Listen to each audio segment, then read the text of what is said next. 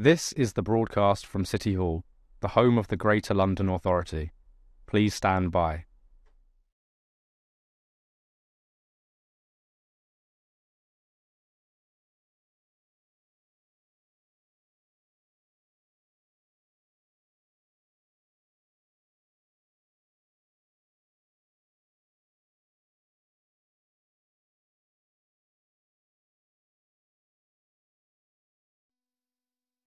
This is the broadcast from City Hall, the home of the Greater London Authority. Please stand by.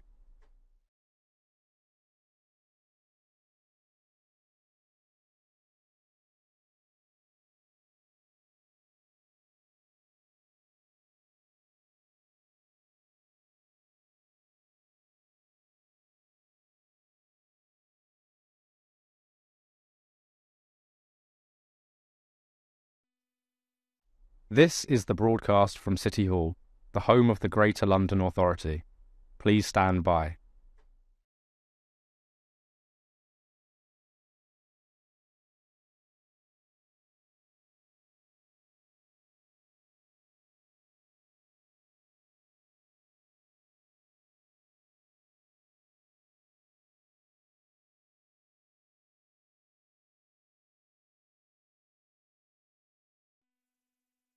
This is the broadcast from City Hall, the home of the Greater London Authority. Please stand by.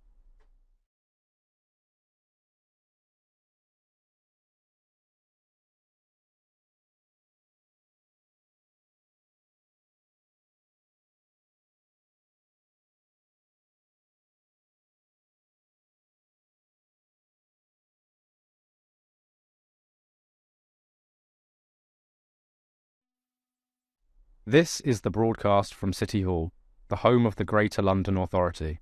Please stand by.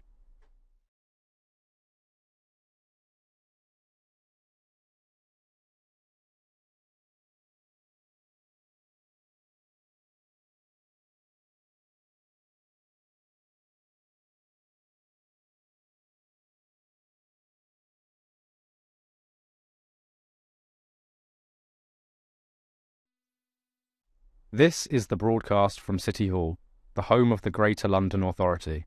Please stand by.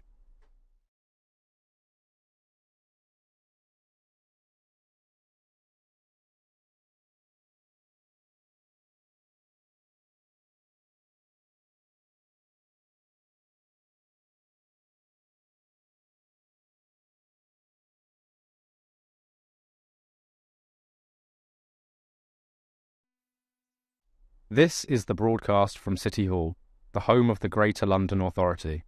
Please stand by.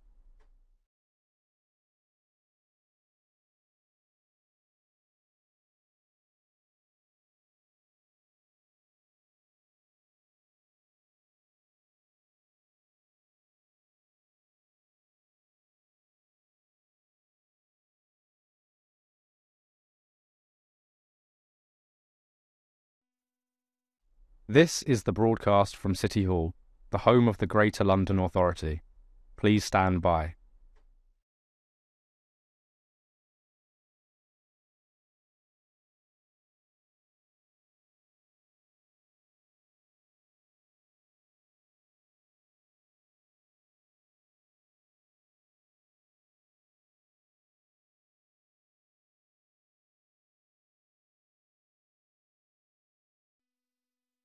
This is the broadcast from City Hall, the home of the Greater London Authority. Please stand by.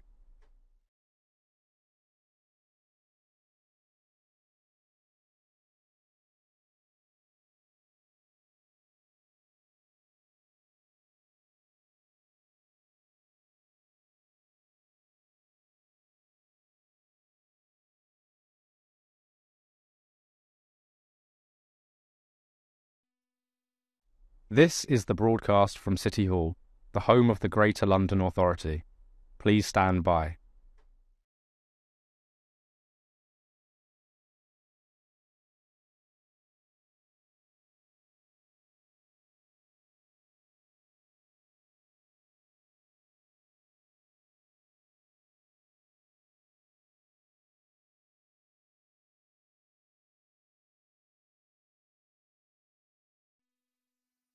This is the broadcast from City Hall, the home of the Greater London Authority.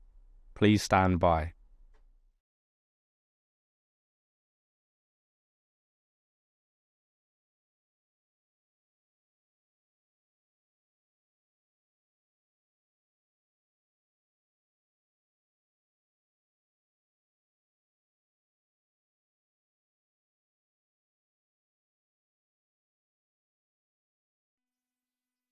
This is the broadcast from City Hall, the home of the Greater London Authority. Please stand by.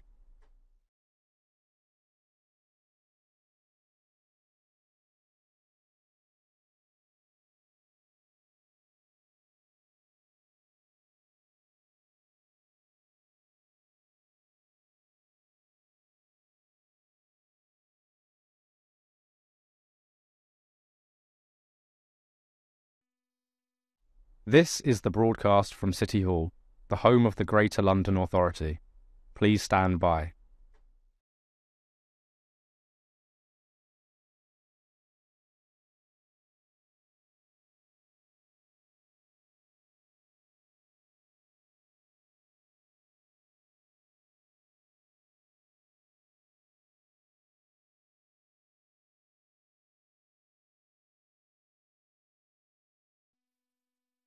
This is the broadcast from City Hall, the home of the Greater London Authority. Please stand by.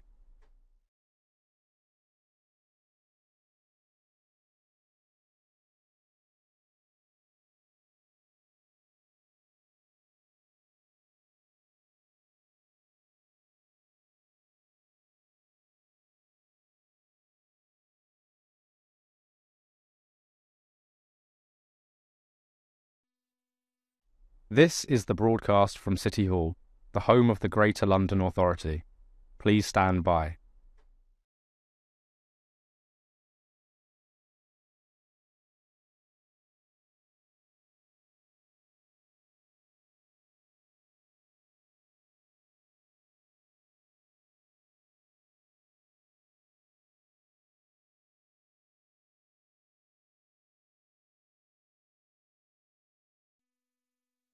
This is the broadcast from City Hall, the home of the Greater London Authority. Please stand by.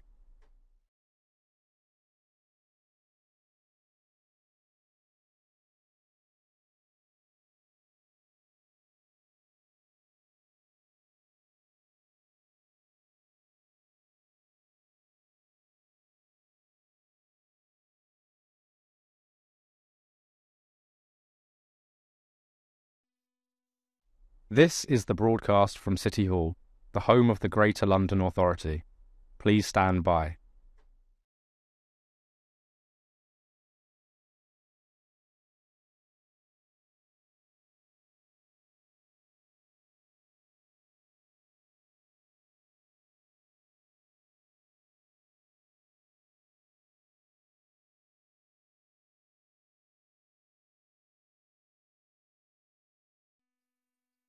This is the broadcast from City Hall, the home of the Greater London Authority.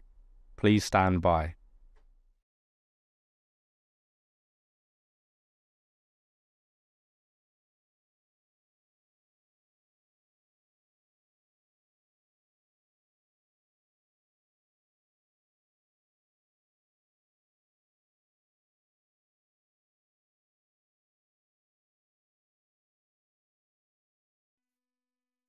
This is the broadcast from City Hall, the home of the Greater London Authority. Please stand by.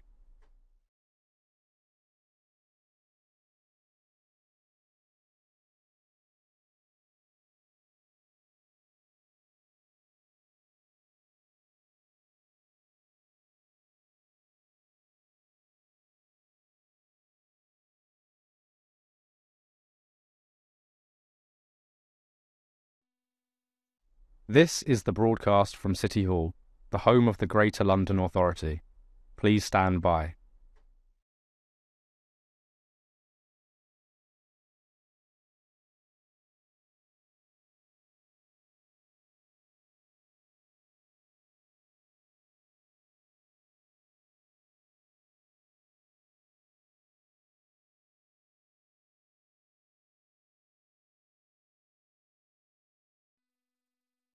This is the broadcast from City Hall, the home of the Greater London Authority. Please stand by.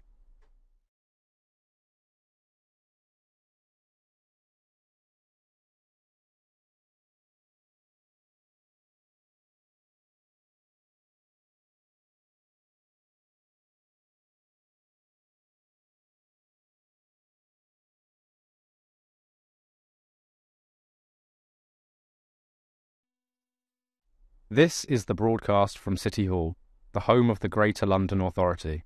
Please stand by.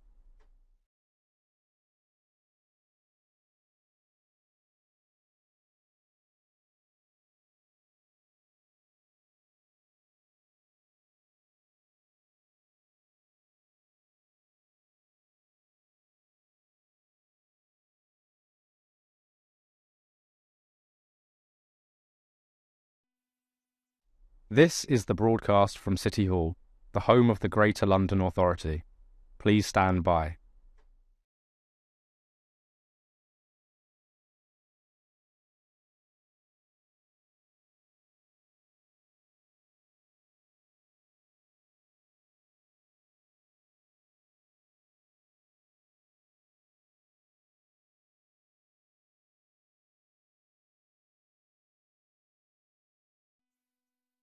This is the broadcast from City Hall, the home of the Greater London Authority.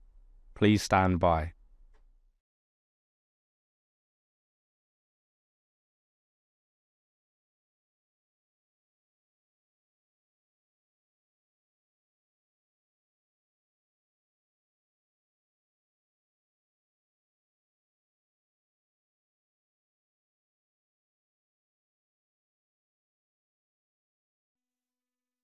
This is the broadcast from City Hall, the home of the Greater London Authority. Please stand by.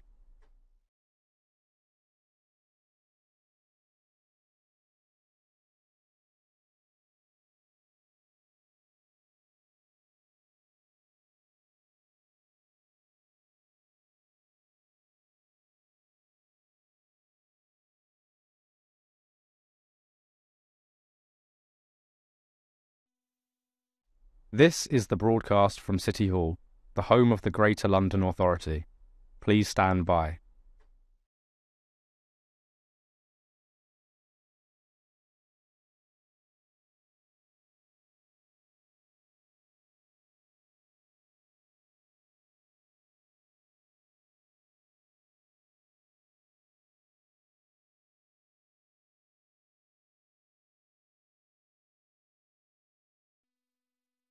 This is the broadcast from City Hall, the home of the Greater London Authority. Please stand by.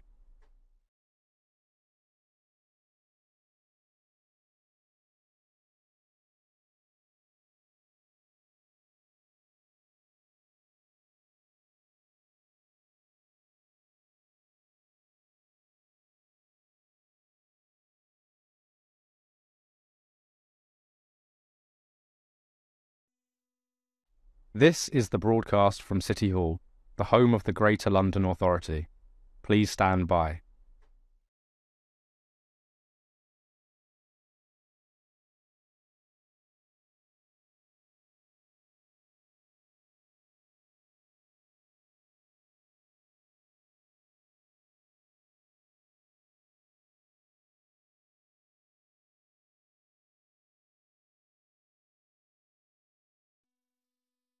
This is the broadcast from City Hall, the home of the Greater London Authority.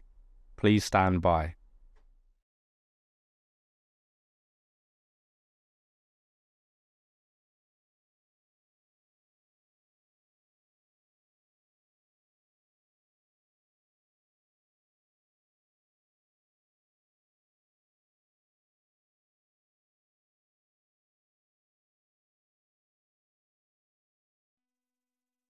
This is the broadcast from City Hall, the home of the Greater London Authority. Please stand by.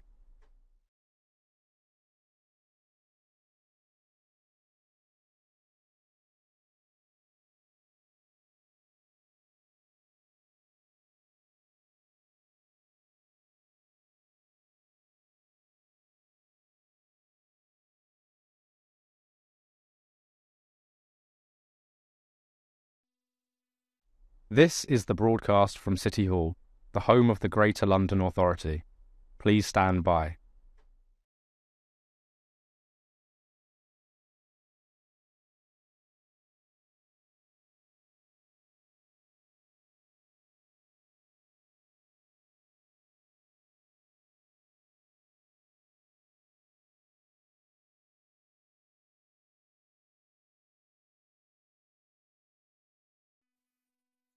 This is the broadcast from City Hall, the home of the Greater London Authority. Please stand by.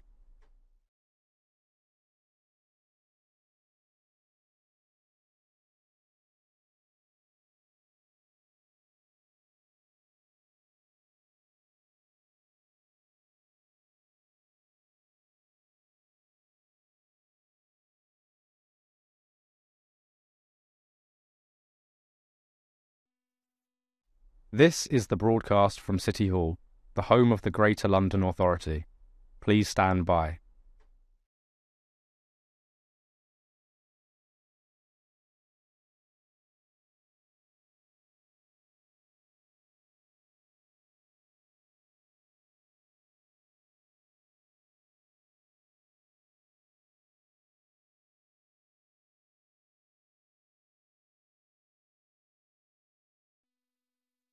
This is the broadcast from City Hall, the home of the Greater London Authority.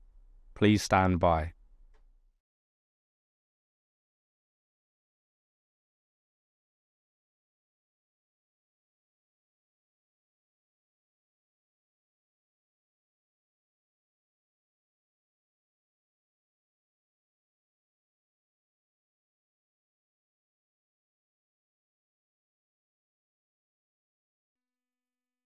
This is the broadcast from City Hall, the home of the Greater London Authority.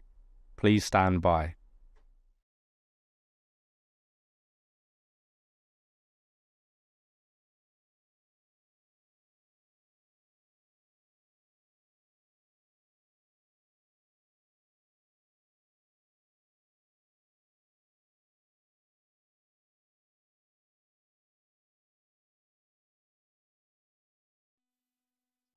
This is the broadcast from City Hall, the home of the Greater London Authority. Please stand by.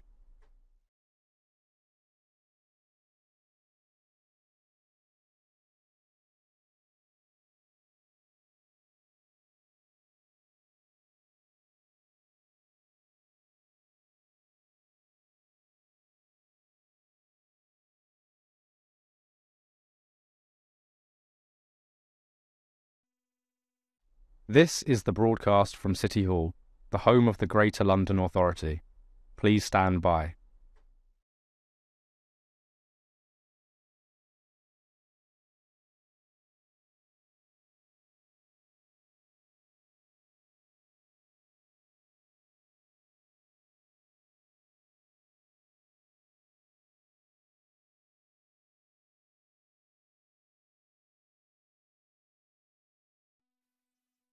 This is the broadcast from City Hall, the home of the Greater London Authority. Please stand by.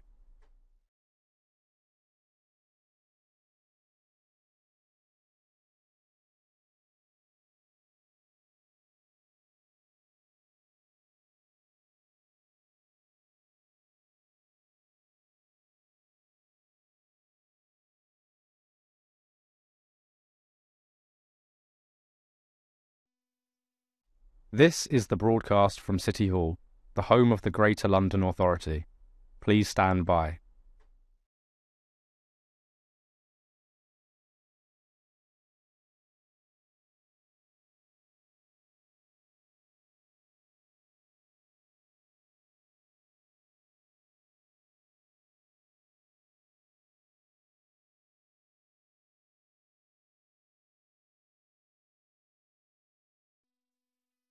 This is the broadcast from City Hall, the home of the Greater London Authority.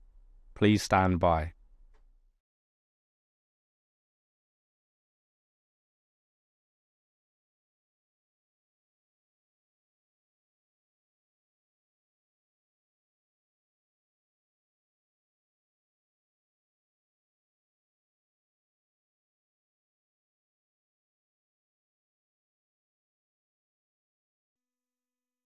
This is the broadcast from City Hall, the home of the Greater London Authority.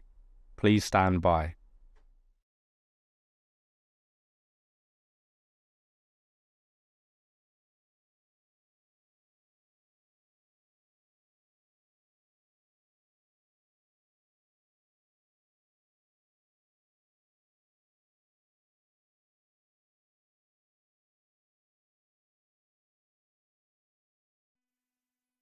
This is the broadcast from City Hall, the home of the Greater London Authority. Please stand by.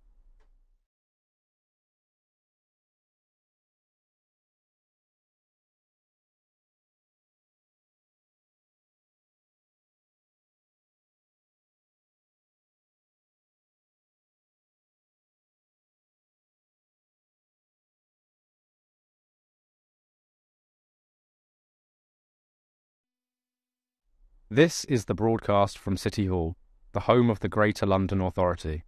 Please stand by.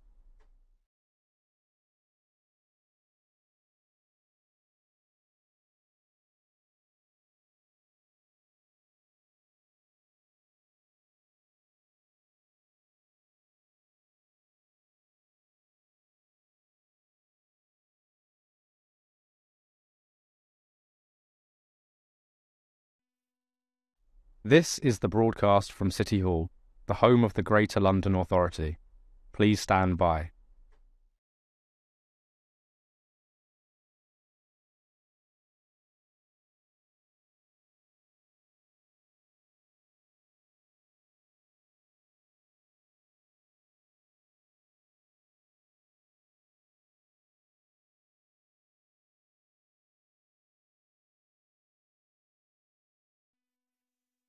This is the broadcast from City Hall, the home of the Greater London Authority. Please stand by.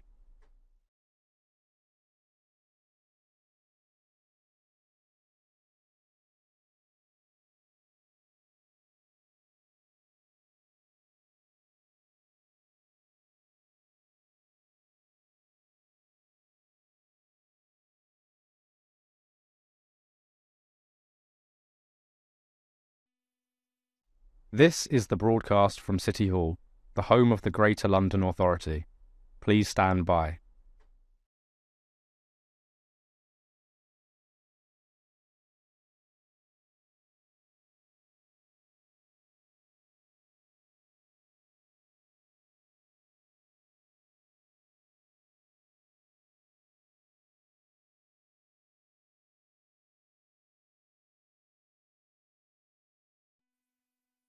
This is the broadcast from City Hall, the home of the Greater London Authority. Please stand by.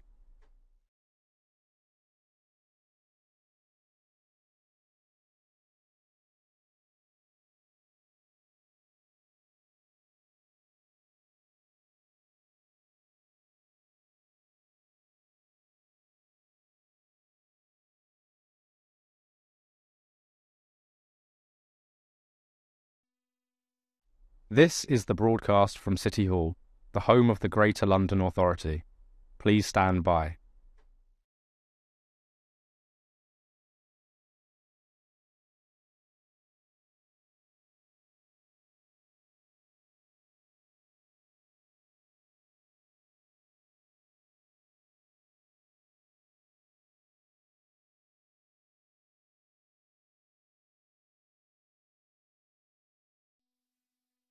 This is the broadcast from City Hall, the home of the Greater London Authority. Please stand by.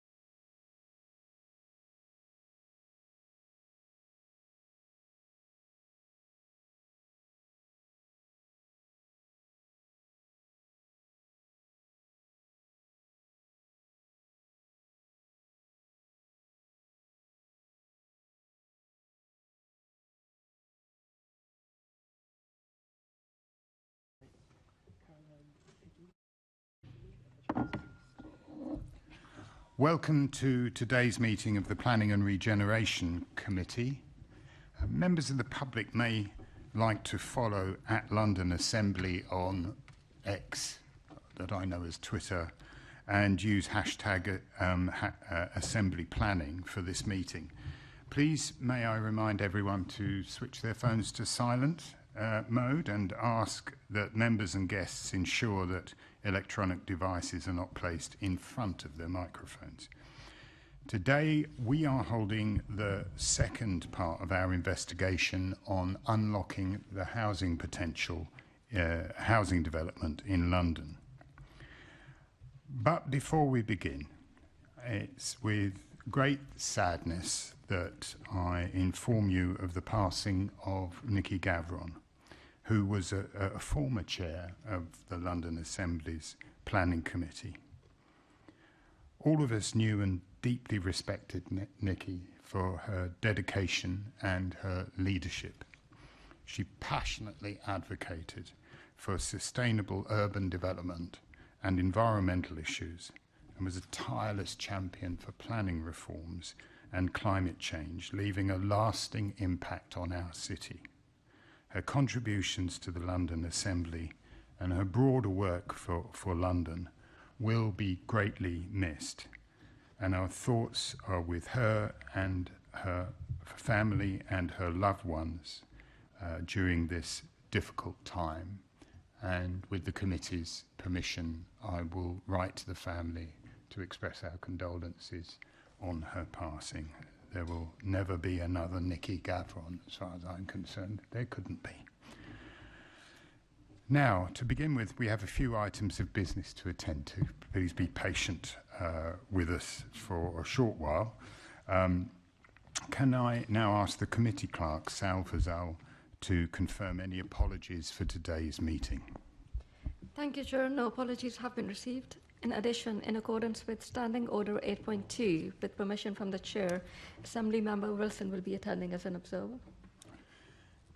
Can I ask the committee to note the recommendations set out at item 2 and ask if any members have any other interests to declare? Can we confirm the minutes of the committee meeting held on the 9th of July 2024? Can we also note the completed and ongoing actions arising from the committee's previous meetings? And with regard to the response to the committee outputs, can we note the following responses to the committee's recent outputs from the former Parliamentary Under-Secretary of State in the Department of Levelling Up Housing and Communities to the committee's report, Retrofit and Rebuild, and from the Mayor of London to the committee's report entitled Shaping the Future of the London Plan. And it's, if we can note those, I'd also like to let the committee know that Deputy Mayor Jules Pipe has written to me outlining the programme for the implementation of the new London Plan. That will be shared with the committee, and we will be organising some meetings over the next few weeks in order to consider that. We now move on to our main item of business, the second part of our investigation into unlocking housing development in London. I'd like to welcome our guests. We are joined by Councillor James Jameson, who's the expert advisor in London on the London Plan Review and is a councillor at Central Bedfordshire Council. Joanna Averley, the Chief Planner for New Towns Infrastructure and Housing Delivery at the Ministry of Housing, Communities and Local Government. Cathy Francis, who's the Director of the New Towns Infrastructure and Housing Delivery at the Ministry of Housing, Communities and Local Government. Jules Pipe, Deputy Mayor for Planning, Regeneration and Fire Services at the GLA. Lisa Fairmaner, Head of the London Plan and Strategic, Head of the London Plan and Strategic Planning at the GLA, and John Watcher, the Strategic Planning Manager for Viability at the GLA. If I can move on to the first question, if I can. One moment, please. What is the first question? There we go.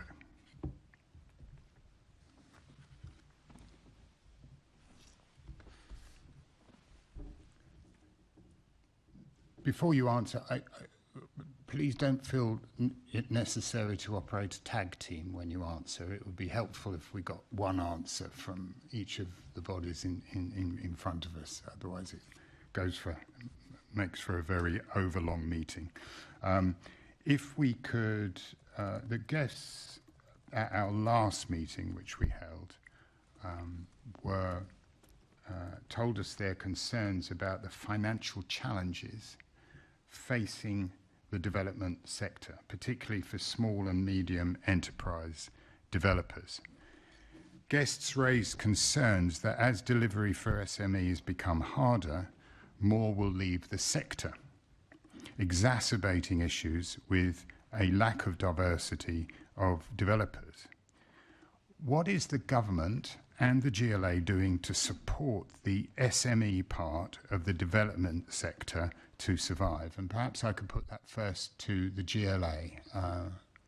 Who would like to go from the GLA?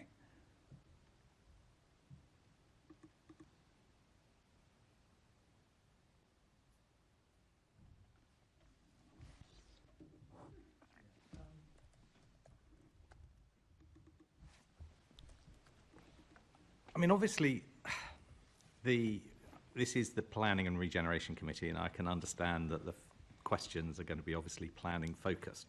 But an awful lot of this lies outside the remit of planning, and therefore I think probably for a fuller answer about what the GLA is doing, you would have both planning and housing here, as I say, for the fullest possible answer. I mean, where small sites touches planning, obviously the London Plan does have a quite well-developed policy on delivery of small sites. But as the committee probably knows, the potential for that to be brought forward wasn't translated through to housing numbers because, and possible housing numbers because the inspectors understandably thought there wasn't sufficient evidence that boroughs would bring those small sites forward. And indeed they didn't, except for Croydon. Croydon is an interesting case study when you look at its numbers about what the potential actually exists for bringing forward small sites, which are obviously ideally suited for small and medium-sized enterprises. Certainly going forward, it's something that we would be looking for support from the government to be able to perhaps bring in some encouragement through the planning system for boroughs to perhaps copy that Croydon example. Unfortunately, Croydon since rescinded that approach, and the numbers have gone back to where they were. But it's a remarkable peak in the couple of years that they were operating that policy, and shows the potential there for SMEs to be able to take up that reservoir of land and bring it forward. You referenced the small sites being particularly good for SMEs. Of course, the SMEs are sometimes quite interested in larger developments. Is there anything in the London Plan that one can do to encourage that? Because I think everybody concludes that there is far fewer developers now than there were.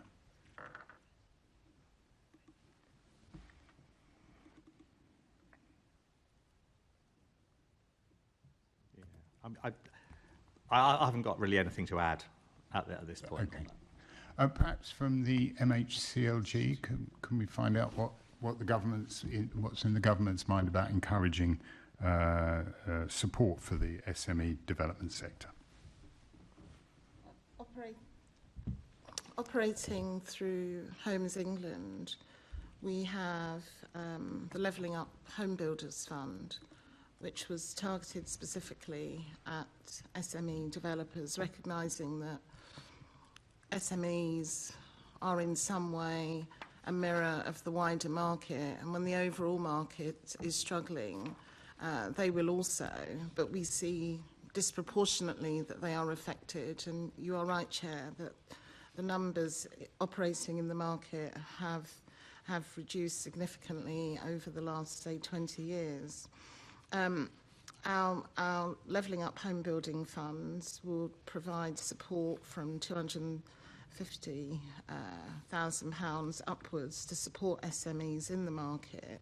But we've also had a broader London Land Fund that was over 486 million to be precise, between 2018, still running to date, that is focused on SMEs, not exclusively, but a number of around half of the 18 projects with public sector land featured an SME counterparty. Often they act in concert with larger developers. We recognise we need to do more, and we will certainly, in common with other work that we are doing with the GLA, want to bring forward a specific set of actions to support the SME market as we both look ahead to the new London plan, but look more generally at what we can do to address the need to significantly increase housing supply in the capital.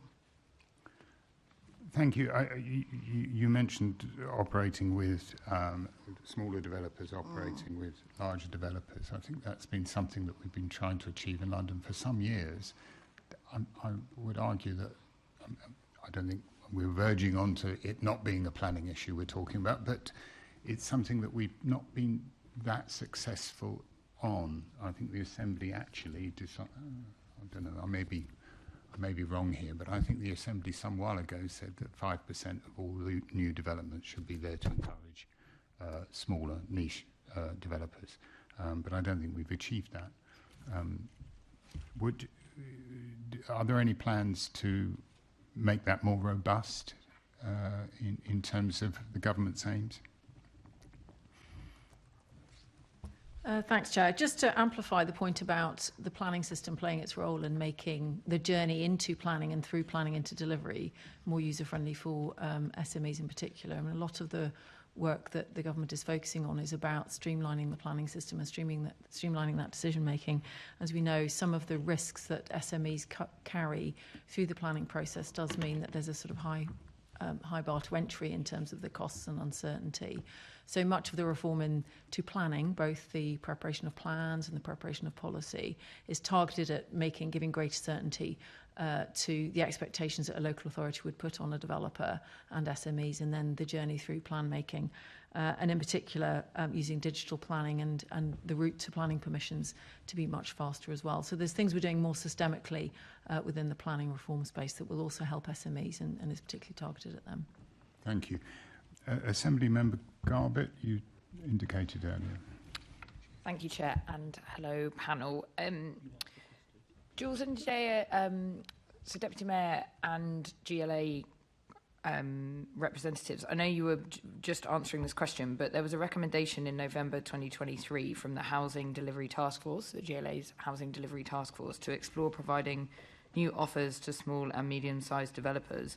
So I just wondered what happened following that recommendation and if that is changing any work and how that's being followed up. Sorry, that's outside my remit. That would have been Tom and housing. Okay. Sorry, I wouldn't have covered that. Reasonable. Yeah, it is a housing question. The next question comes from Assembly Member Small Edwards. Oh, please, I do apologise. Sorry, Councillor Jameson. That's absolutely fine, because I might disagree a little bit with my colleagues. First of all, can I just make clear, while I was on the expert panel, that is past tense, therefore I'm not representing it. And also, to be clear, I'm not representing Central Beveridge Council in my time today. You probably did this in your first session, but as part of that work on London housing, we spoke with a lot of developers as to why they won't build in London. And all the major house builders, there are very few who build in central London, inner London. And the issue is not the margin they make, it is the internal rate of return that they make. You may make a 50% margin on a development, but if you do that over 10 years, your annual return is only, in rough terms, 5%. That is not attractive, particularly as a risk-based rate of return. So it's really important in planning terms for speed and certainty. That massively de-risks and improves the return of the developer and the interest of a developer. And therefore, anything you can do in planning that goes from a 10-year cycle to a 2-year cycle dramatically improves the opportunity for both small and medium-sized and large builders. And the conversations I've had have all said it is going in the opposite direction. There is less certainty, it takes longer, and you will see that some of the stuff we did in the report said the length of time to get a planning approval through is taking longer. The chances of it being refused is higher. The requirements on it are higher. So everything you're doing is moving, well, not quite everything, but most of the things are moving in the wrong direction. So if you want more housing, we need to move in the direction of increased certainty, greater speed. And is it fair to say that such uncertainty affects small developers more than it does the large developers? I think it affects both, but if you're betting the house, you're going to take less risks than if it's one of 100 sites that you're potentially developing. But I would note that most of the major house builders no longer operating in London unless they're working with a council. Right. Thank you for that. Now, back to Assembly Member Small Edwards. Sorry about that. Thank you, Chair. Good afternoon, panel. One of the things that was raised a lot in the last meeting as a concern was lack of housing association interest in Section 106 acquisition. And flagging that this could be a brake on development in London is currently acting as that. To what extent do you think that lack of demand in Section 106 units is impacting development in the capital? Maybe we'll start with representatives from the GLA and move along. It has become significant since COVID. I mean, there's been a perfect storm of a whole series of things since COVID. There was progressively increased housing delivery up until that point. Along with, obviously, the pandemic, there's been the whole economic situation as well on both increased build costs and increased cost of borrowing, both for would-be house purchasers as well as developers. And then with housing associations facing many of those same problems, many of them being developers themselves, plus also the requirements for remediation on fire safety as well. Combine that also with the second staircase issue as well. They've almost like the canary in the coal mine as to those involved in house building having facing issues. So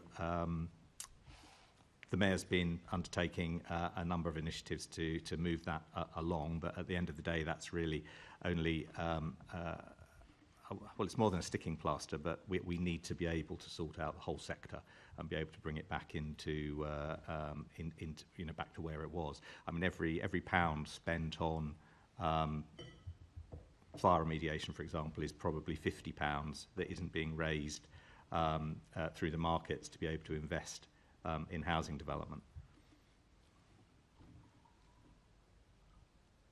Any other panellists want to comment on that one? I would echo the diagnosis of the challenge. There are a number of complex factors. Some hit more significantly in London, for example, post-Grenfell, the remediation. More than 50% of the properties nationally that need to be remediated are in the capital. And I know that the second staircase question, to what extent would that be settled? How would that be settled? That took understandably some time to work through. All of that has had an impact. In July, the Deputy Prime Minister set out her commitment to the sector, including additional flexibilities around the use of right-to-buy receipts. We've also made funding available through the Local Authority Housing Fund. In London, that is over 259 million. So there are specific actions that are being taken in the short term to support the sector, to give it additional capacity and flexibility to tackle the many challenges that it has to work through. Longer term, I think we will want to set out, as part of the government's long-term housing strategy, how we can support the sector to be viable, to give it greater certainty than it has now. But we do recognise, and we are hearing, that Section 106 properties are not being brought forward, and that is a concern given the need for social housing and affordable housing, particularly when you look at the levels of temporary accommodation. Children in temporary accommodation in London is over 80,000. That has significant social impacts and of course is very expensive for local council. So we recognise that we need to do more, and we will set out more, both as part of the spending review, but also, as I said, as part of a long-term housing strategy that will come forward in due course. I'm going to echo what was said by my colleagues here, but I would say it isn't just fire cladding. It is things like minimum room standards, energy efficiency, all of which are good things and we need to do. But at the end of the day, that is taking up resources of housing associations, not just financial, but also management. And there is a limit to just what they can do. And certainly the developers I talked to are saying they have much less interest in 106 housing from housing associations than they experienced a few years ago. And then that is an issue, not necessarily a planning issue, as Jules might say, but it's an issue that London needs to think about. Thank you. And on the reform to the planning system, would that include a review of Section 106?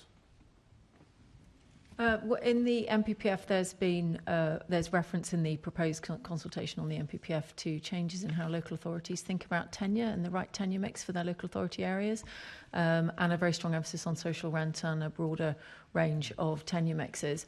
Section 106 is a vital part of delivering the infrastructure, not just affordable housing, but wider infrastructure that communities need. And I think it's striking when we understand that communities recognise the need for housing, but they want to see the housing coming with the right infrastructure. And the government, in the updates to the MPPF, or the proposed updates, was very clear in making sure that the commitments to both affordability across different tenures and also the associated infrastructure should come forward along with the housing. Thank you. And to the Deputy Mayor, you mentioned about the Mayor's initiatives on this and working with the government. What conversations has he had? Cathy mentioned sort of some of the funds that we're drawing on and working together to buy some of those 106 units. The names such as the Housing Kickstart Fund and the Accelerated Funding Route are two which contribute to purchasing 106 units. But as I say, that's not sustainable going forward. Again, as has been said by fellow panellists, that it's a case of having to sort out the sector and make the sector functioning again in the long term. And given, as Councillor Jameson said, that a lot of these introductions, which have made them more difficult in some ways, are quite welcome, what can be done to kind of relieve the pressure on housing associations that they're facing? Well, what is that to me? Well, I mean, at the end of the day, a lot of the problems that we'll discuss here and won't discuss here, but could if we had enough time, come back to money. It's infrastructure and viability, again and again. Sometimes they can be expressed through a kind of the planning lens in saying, well, planning is requiring these things and they introduce costs. But then that's a debate about, well, do you want to go without those benefits? So when you look at what gets raised, the thermal efficiency of homes, the green space, the urban greening. When people often people talk about, oh, well, it's too much regulation. That's a phrase I hear again and again. Oh, the burden of regulation. And what they actually mean is the requirements within planning. Many of them are there to stop the lowest common denominator taking advantage, and that's what makes plans, and particularly things like the London plan, so detailed. It's not there for the good actors, it's there for the bad actors who are going to try and avoid responsibilities. You know, enough accessible properties, and wheelchair accessible properties, for example. And you can go on and on, listing all the things that you and I, and I'm sure everyone in this committee thinks these things should be built into properties and planned into properties when they're built. But the more we add, the more it costs. And I always say to people when they raise this thing about the burden of regulation, well, please point to me something in the plan that you would happily blue pencil and stand up in front of a group of Londoners and say, actually, that's too good for you lot. We can do without it and make them more cheap and cheerful. And no one ever really comes up with anything, except I will say that now there is a live debate about dual aspect and the cost of that. And the reason why that's come so much to the fore now is because of second staircases. It was always a bit of a challenge. People often cited the London plan and its requirement for dual staircases, for dual aspect. But actually, if one reads building regs requirements for dual aspect are greater and stronger than what is in the London plan. But people always revert to the London plan and say, oh, it's in the London plan, so it's like a burden on developers. And the thing is, obviously, it's not just about view, it's about overheating in summer. South-facing flat without any cross-ventilation, because all it's got is windows facing in one direction. So then it becomes about, well, do you allow more dual aspect? Because obviously we're not requiring 100%, but does it go from 50% dual aspect to 40% dual aspect or 20% dual aspect, and we have more innovative approaches to try and getting ventilation, or do we just say, well, it's more air conditioning, which of course nobody would want. So, and I say this has really peaked now because when you look at the kind of I wouldn't say the average footprint, but the kind of footprint that you would commonly come across, particularly in London, which is obviously a smaller footprint than one might have elsewhere in the country, trying to fit in 2 staircases and dual aspect in flats and having no more than 8 flats on a core, and you start adding all that up, it starts getting difficult and expensive. But as I say, it's very much a live debate, and I think that whole dual aspect thing is a really perfect example of this debate about quality, and not just a sense of aesthetic quality and views, it's about the performance of the properties for those living in them, and about, well, where do you give on that to actually have a property built in the first place? Well, perhaps not build tower blocks at all. Have you finished with that question? I think space in London might be another problem. Assembly Member Moema wanted to come in briefly, if that's all right, Assembly Member. Yeah, sure. It was just It was just related to that. You've preempted my question or comment, Deputy Mayor. But I guess in light of the final stage of the Grenfell report coming out, obviously that's again something that's focused minds around. We got to that place because there was a bonfire of regulation. And in our last session, we had our speakers, we put to speakers, and I think Assemblymember Baker challenged a couple of speakers about what is the thing that you would drop. There is a clear rationale for each and everything that's in that plan. I just wonder, in terms of unlocking new development in London, you've kind of touched on it, but I struggle to understand what it is that we would lose, bearing in mind that there are the cost pressures for a developer, and there's obviously land costs. And I don't know if there is some way to relate that to some proposals that the Mayor made in the election around land assembly zones, if by having larger sites or having areas which are pre-zoned, that might reduce some costs in the long term, whilst at the same time making sure that we meet all of those regulations. Because obviously in an urban place like London, it's absolutely essential that we continue to green our urban environment and make it livable, not just thinking about the cost of development, but the ongoing cost, and making sure that we have homes that are also safe in the long term and can be serviced by organisations like the Fire Brigade in a worst case scenario, like we saw at Grenfell. Yes, I mean, the kind of solutions, that you outline are appropriate. Things like you have land assembly zones, exercising CPO to help build those, mayoral development corporations, all things that could contribute. Probably quite long term, like new towns are seen as a long term solution. Increasing certainty is something that absolutely would help, that we've touched on. That is one thing that I think that the mayor really has achieved in big measure with the threshold approach. I don't understand why sometimes this, because I think it's relatively easy to understand, but sometimes it does get misrepresented as it was put in a barrier. Why is this 35% barrier? But it's the exact opposite. In the rest of the country has to go through a viability, their planning applications have to go through a viability test, which slows things down and brings in uncertainty, and could well involve, as all of ours do when they go through the viability route, late-stage reviews, which gives their lenders uncertainty, and the lenders don't like it. So developers would much rather avoid viability, and hence we brought in the threshold approach, and more than 50% of developers in London take advantage of it and offer 35% up front.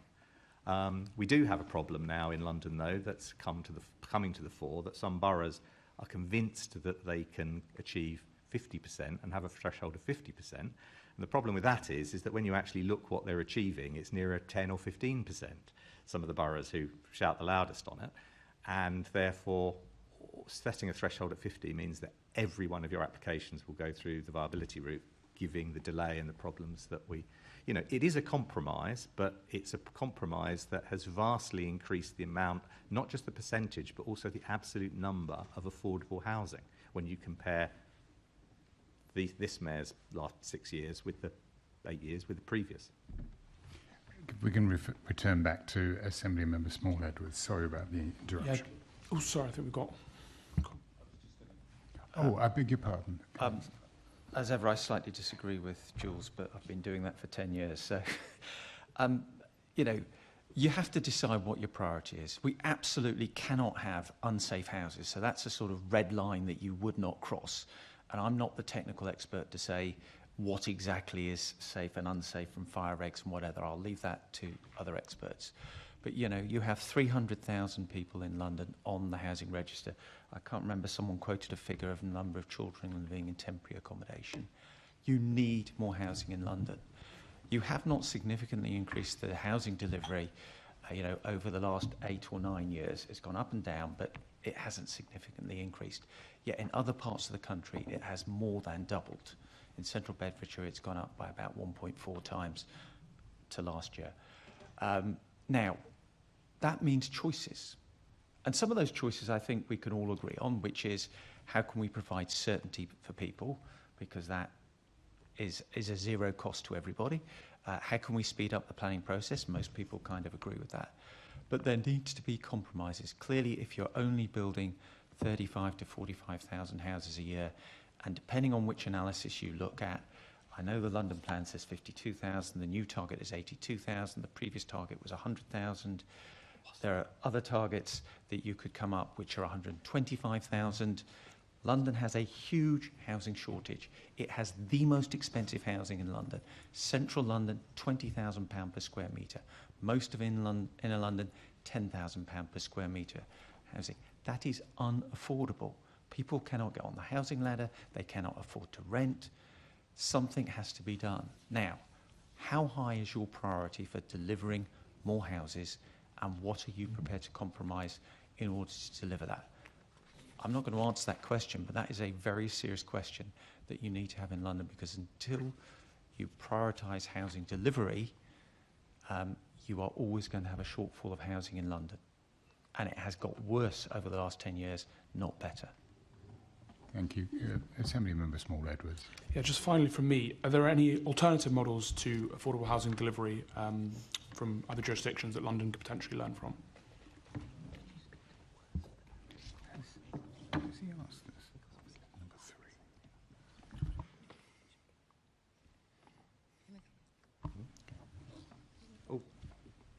Sorry, we missed that. Are there any alternative models to affordable housing delivery from potentially other jurisdictions that we can learn from and potentially take advantage of? I mean, certainly we do need to bring forward new tenures. I mean, the Mayor has brought forward, obviously, a new tenure in London Living Rent. So, you can get more of those than you can social because the level of discount isn't so deep. We do need to do so much more in this country, in London in particular, about build to rent and bring in a whole kind of new era of build to rent, probably funded by pension funds, but they're not going to take the risk to build. We're going to have to get them. We're going to have mechanisms for getting them built and then bought by the pension funds, who are looking for a far lower return than other actors in the market. Just building, if you had a magic wand and just suddenly increased market housing, there is an absorption issue. It wouldn't work. House builders are not going to suddenly flood the market and devalue their product. So just simply relying on the market to do that is to deliver and carry on tithing it a certain amount of affordable housing is not going to work as a model. We need to be infinitely more creative. I do have to dispute something that was said earlier, that things have got worse. They have not got worse. And also, it is absolutely not true that we had a 100,000 target. That is a reference to a number that was used, 98,000, but that was one of the very incorrect inputs to the review because people did not do the sum correctly, as well as the national finances not being added up correctly. It seems that the housing need for London wasn't added up correctly either by the last government, and that 98 figure actually should have been 83,000. So all that, it's interesting that several news cycles occurred creating this so-called fact that London's housing numbers have dropped from 100,000 to 80,000. They dropped from 83,000 to 80,000. Thank you. Let's pick up the pace. We've pretty much answered your second question. Yeah, it's been covered. Assembly Member Baker, please. Thank you, Chair. So I'm going to attempt to try and dig into this knotty subject, which both Deputy Mayor and Assemblyman Momer have referred to, which is the discussion about sort of the burden of planning, or that the planning system is a barrier, but that often we don't really talk about that either in context, or we don't ask specifically what bits of that system is actually causing this problem. And we did spend, as Assemblymember Wormer referenced, we did spend quite a bit of time in our last session with experts and with developers and people who are actually planning it and constructing, sort of digging into that. And there were, when questioned, it wasn't about specific parts of regulation that they wanted removed. They weren't saying, please drop this, this and this. And actually, it's which was interesting, and I can only take that evidence on the basis that they were telling us the truth. So I wonder whether anyone would like to comment on the sort of balance of, from in your view, the planning system slowing things down. Versus any other issues that are in it. And just to say that we are going to come on to specific questions about the London plan, so I'm talking more generally, if that's possible. Does that make sense? And then hopefully I'll be able to follow up a little bit on that. Thank you very much for the question. Let's, as you say, break it down a little bit into the component parts. So the planning system ultimately, as national government, the overall, obviously, legislative framework for planning is set, and then the national policy is set. But ultimately, it's the act of planning, both the preparation of plans and then the vast majority of development management decisions of permitting schemes happens within local authorities and in the London context with the GLA. I think what has been striking is that the government, in the announcements that we made in July, very much sees the whole systemic views that are in play. and the need for where you need something to change in legislation. I'll go on and give a couple of examples. You do it at that level, but also in updating the National Planning Policy Framework and proposing a set of changes that are currently out to consultation. Definitely wanting the planning system to be plan-led, for local authorities to be very clear that they have responsibility to meet local housing need through the setting of mandatory standards, and that should be done through a plan-led process, looking at land, looking at character, looking at how to bring forward development, and then making sharp and timely decisions in terms of development management. But that is only part of it, and we can go on and explore different bits of that policy framework if that's helpful.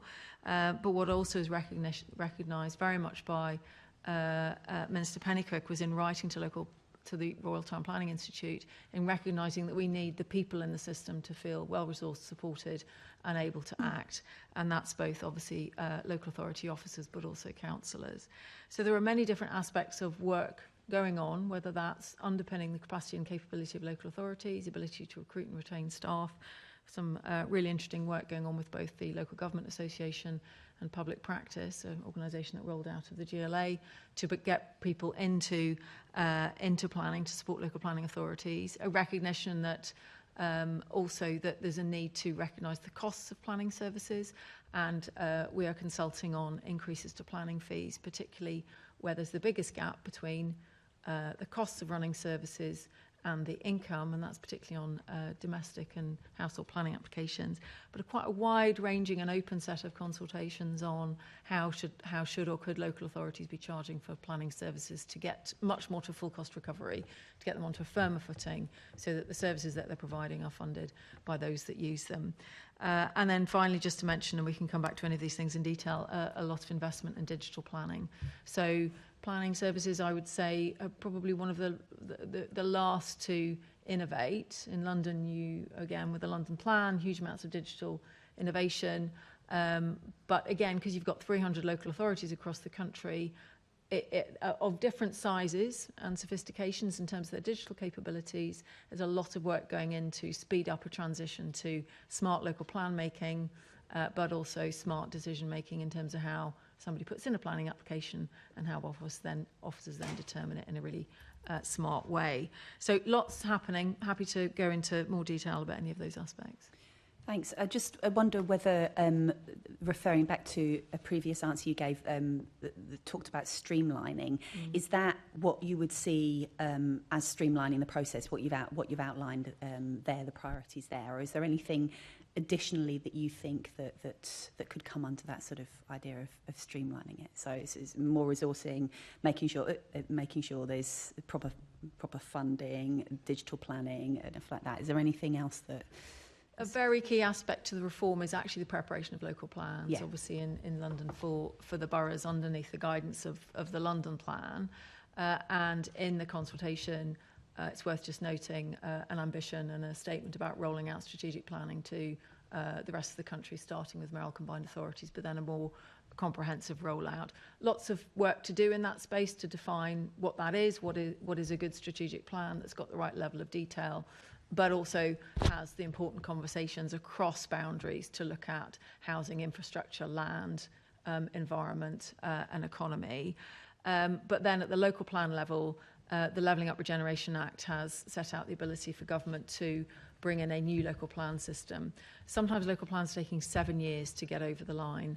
They're in place, supposed to be for 5 years. So you can see they were not being expedient in their preparation. But also we have less than a third coverage of up-to-date local plans, which should be less than 5 years old. So we're working on how you streamline actually what is a appropriate local plan for the 21st century. How do you make the content fit for purpose in terms of volume, but also its specificity and its focus. And how, again, we support by having really good digital data available as a baseline input into local plans. So that's one aspect of streamlining, where you get just sharper local plans, much better coverage, and then the development management system that sits on top of that in terms of making decisions. And work going on about whether there's some policies you specify more specifically at a national level, not just through the MPPF, but potentially things called national development management policies. So again, streamlining the need to do very fine grain of, changes to local policy, which has sort of led to very thick and quite full local plans and time. So making sure the appropriate policies What's or national? regulation is at the appropriate level. In the way we have in London, what is appropriate to specify at national level, what's appropriate at a city level, and what's appropriate at a local authority or borough level. Thank you. Sharon, I just wonder if it's worth just saying something on planning committees as well, because I think that's material. Can we? Yes, can we absolutely. sorry. Should I come on to that? Please do. Yes. Yeah. So as well as we've got the Levelling Up Regeneration Act, which obviously is an act of Parliament and aspects of which are part of this streamlining local plans being an element. We've got the consultations on the MPPF and wider changes proposed, including, for example, planning fees, but also a planning and infrastructure bill that will come forward in 2025. And an aspect of that is improving basically the operations of planning committees, and two things in particular. One is, should there be a sort of what's referred to as a national scheme of delegation? We're asking questions as to whether nationally we should define what should go to committee and what should be left to officers to decide, so that the planning committees are focusing on the really important and significant projects of complexity, but also ideas and proposals around mandatory training for planning committees and other aspects to, again, make very much the points we've been talking about SMEs, to give us sort of greater certainty of both the policy but then the outcomes of decision making and speedier decision making. Okay. Thank you. Councillor Jameson? Just a couple of things. One, I do think the planning committee is important. What our report did show was 45% of planning appeals were upheld. That is too high a figure. You know, that implies that certain things were turned down by committee that shouldn't have been, according to the planning rules. And that has a significant impact for a developer in terms of cost, because it will add 6 months or whatever delay. And as I was saying earlier, that's a major impact. The second thing is overlap between the London plan and individual borough plans, and where they are in conflict, and the lack of consistency regularly gets brought up to me. I can't give you specific examples, but it does get brought up to me, and I think that's very important. And differing policies and views across boroughs. Quite a few sites will hit across boroughs. A colleague of mine has brought one to me, which is a London borough and a non-London borough, cross-site. Half of the site's been approved, all clear. The other has been kicked back and failed to get planning permission. It's the same thing, same conditions. Why? You need that consistency for developers so they know where they are, or landowners. So I think that's all very important. And we do have an issue of speed, and we have a shortage of planning officers and all those things, which I think we can all sign up to. Thanks. Yeah, I was going to ask about planning officers. Don't know whether, Lisa, did you want to come in at this point? I was going to come in on a slightly different point, and also to note that that's exactly why I think the London plan is successful, and I've been involved in planning applications, that at least there's that baseline in the development plan that all of the authorities are working to across the board. I think in terms of at a really high level, we have to note that there's been a lot of movement in the building regulations since the London plan was drafted, and the policies that are in there at the moment don't dovetail accurately with where the building regulations or other regimes stop. You've got things like biodiversity net gain, for example, huge implications, but at the moment it doesn't dovetail with the policy framework in the London plan, and the new London plan's real opportunity to align those again, and I think that gives rise to some of the complexity, because it's difficult to know, is it this or is it this, or do I have to do both? And I think that streamlining will certainly help. I think as well, just to note the kind of role of other kinds of accreditation. There was kind of the future home standard that was discussed, and things like energy standards. If these things can be dealt with through a totally different framework from the planning application, you come in, you have your score. You know, we made up urban greening and wrote the London plan guidance on it. Things like circular economy and whole life carbon weren't well developed, and we had to develop those. But I think a kind of nationally or external accreditation system where you're not asking individual planning officers on individual planning applications. You get a score and you know where you stand. I think there's huge opportunities for speeding things up in those spaces as well. Thanks. Yes, that came from our first panel as well, that effectively everything was now done through the planning system, where actually there was a whole load of regulations that had come from different areas, and requiring planning officers to be experts in just everything, possibly why we end up asking everything a planning committee as well. Is that something that is going to be, is that likely to be part of the government's review, that we start being able to, effectively lifting the burden on planners to be able to do that, and making sure it's done by appropriate experts? So we're not lowering standards, but we're making that planning system more fit for purpose. Is that something? Well, I think what I would reflect, and I think anybody who's been involved in projects of any scale in the capital or anywhere in the country recognises that where we do our best, it's where it's a multidisciplinary team working on a project. And, you know, to Lisa's point, there'll be a really good landscape architect who might be coming forward with propositions about sustainable urban drainage and urban greening and dealing with all those issues alongside an architect and urban designer and so on. What is often the case is the material that comes to local planning authority for decision is therefore very fulsome, and especially for the larger complex projects, to exactly address the requirements to meet both policy and regulation. And we, you know, it therefore is a big process. And I think what's striking, particularly, for example, around biodiversity net gain and the work we do with the sector through partner organisations like the Planning Advisory Service, is helping people actually figure out what it is that they're trying to do, where they can access technical expertise, where they can learn from each other as a cohort of local authorities who might be trying to do something new with policy, and create the sort of forums for people to exchange.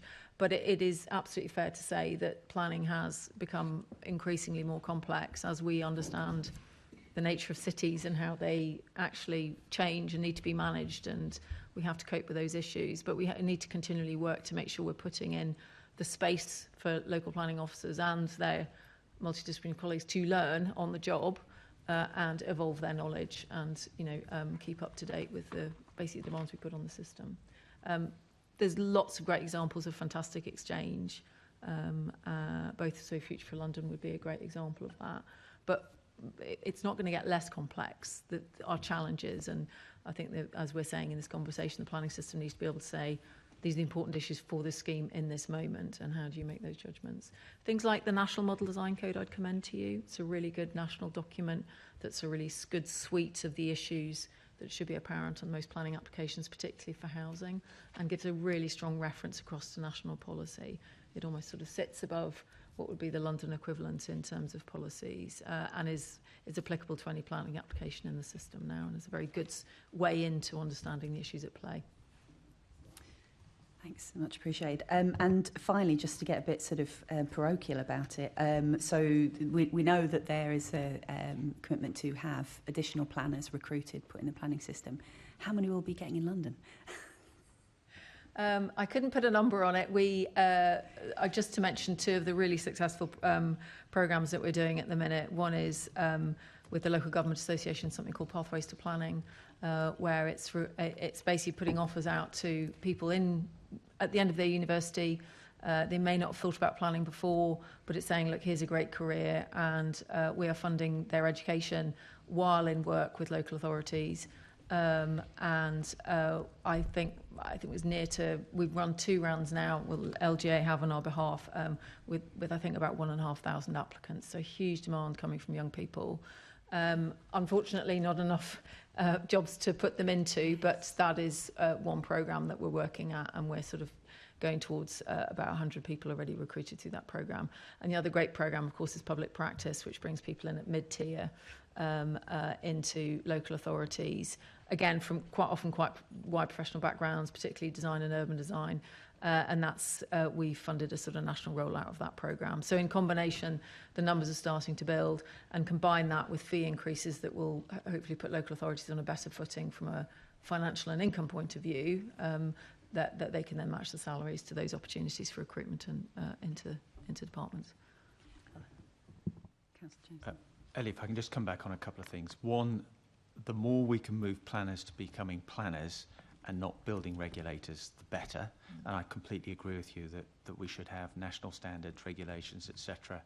And you specify it's got to be British standard X, Y, Z.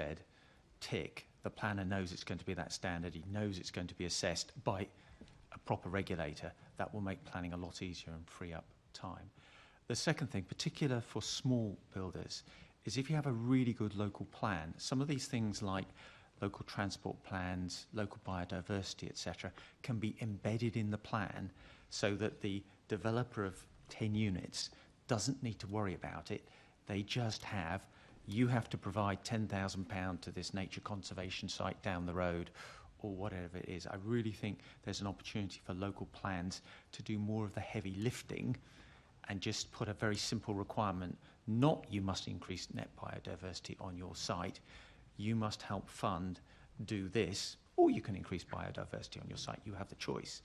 But there's a lot that the local plan can do for them that I think would be better, frankly. I'd much rather have a 2-acre nature conservation park than a 20-metre by 10-metre little thing. Other people may have other views, but I think those are two things that would help a lot. Thanks. That's helpful. And I think we did talk about how the system can support SMEs more rather than necessarily downgrading the requirements, just making sure they were easier to fulfil. Thanks. I'm going to hand back to the chair, but also to say I hope that we can manage to get more of those 1,500 applicants into planning one way or another. Thank you. Assembly members, could we pick up the pace a little on this? Assembly member Lord Bailey. Thank you, Chair. I'm going to try my best to be quick. I'm going to start with Councillor Jameson. Your report on housing in London, you do a review of the London plan. It was published in February this year. Could you share the overview of the key findings and recommendations?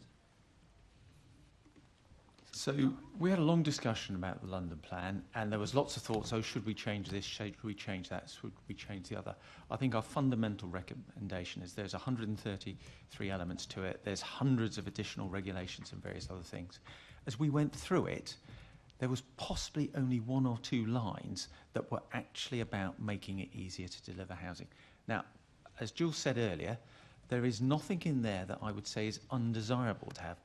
Safer housing, more biodiversity, better travel to work, and all of those things. But if you want more housing, to have a London plan that says virtually nothing about how you will deliver and how you will make it easier for housing to be delivered. And we've just talked about some things here about, you know, whether you can do something on biodiversity on a greater scale, whether you can make more consistent regulation across London, whether you can assist with assembling sites, whether you can work with the utilities and various other things in London so somebody doesn't have all those hurdles to find. And I really think that would be helpful.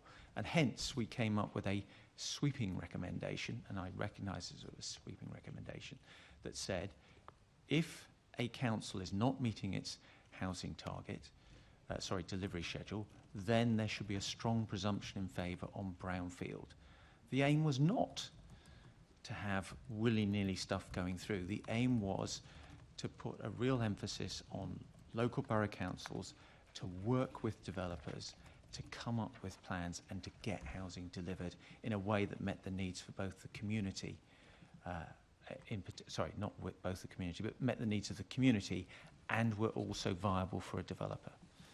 And we took that. We could have gone through the plan and made minor changes to 100 different points, but I personally am a great localist, so if you have the right outcome, the way that you would develop it in Bexley might be very different to the way that you do it in Islington, and that should be a local decision, so long as you deliver what is clearly needed in London, which is more housing. Thank you. Assembly member... you're going to come back. No, I'm sorry. And plus, I'm doing the next question. Oh, yes, except that I've got an intervention before. Oh, you've got an intervention. Can I ask a question to Jules? Jules, I'm really interested in this concept of that you would arrive at planning with a score around your biodiversity and your net gain, etc. And it strikes me, one of the things that London has done quite well with planning and housing is that you have a very expert team. I think that's undeniable. Couldn't you sort of build more boilerplates into the London plan so you're very clear about what we need across London, and how individual councils could be part of that, so they could pass down that learning, so it just wouldn't be for any developer to figure it out, because our highly expert team in here, and also you and the mayor as politicians, can talk to London councils and come up with a plan that people can just get on with. Well, I'd say that's exactly what happens with the London Plan and then London Plan guidance.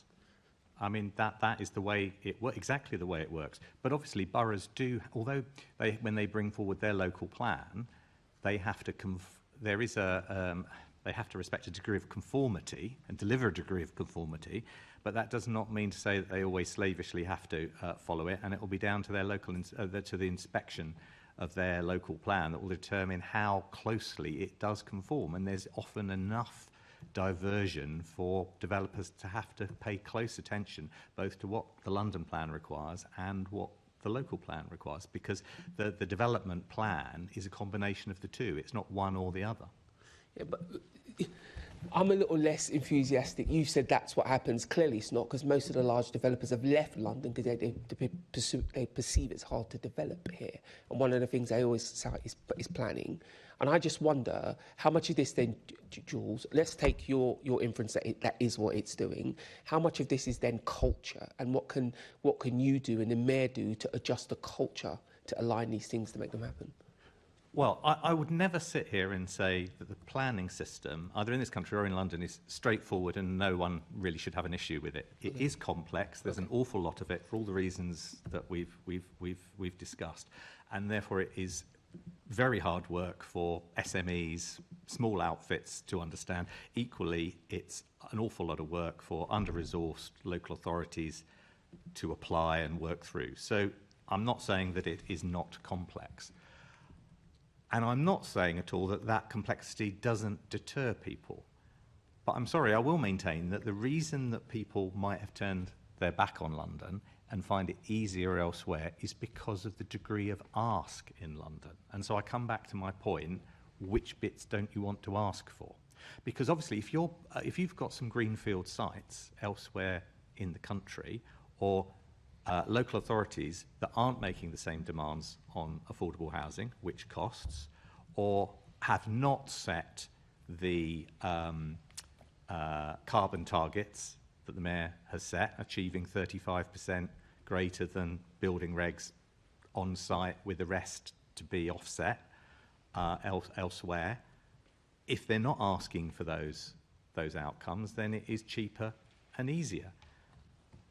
Fine, let's have the conversation then. Who's going to step forward first and say, I'm blue penciling that bit of the plan and that ask because it will be cheaper for people to do. And the thing is that when we, the plan was published, i.e., the equivalent of adoption for a local plan in 21.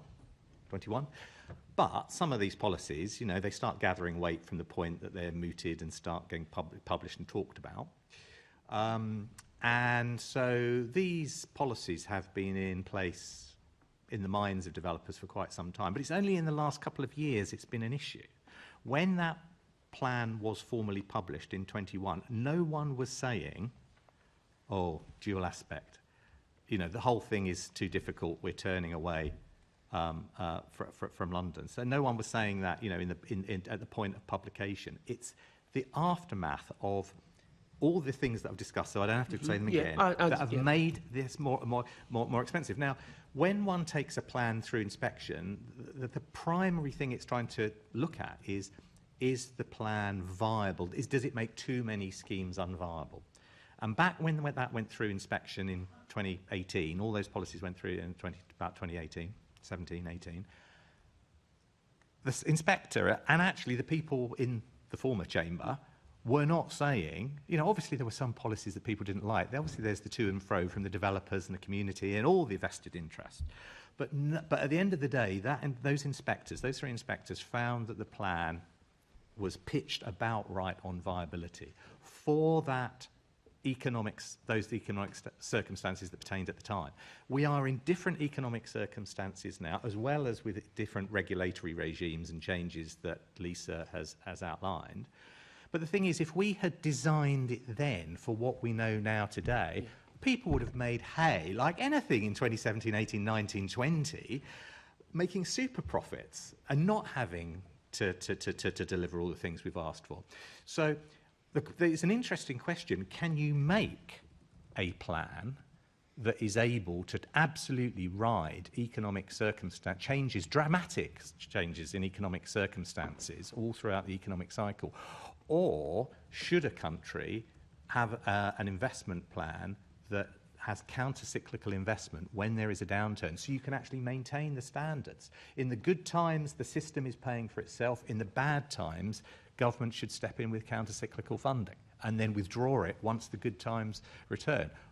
Or you can come up with a plan, but it's beyond my understanding how you would do that.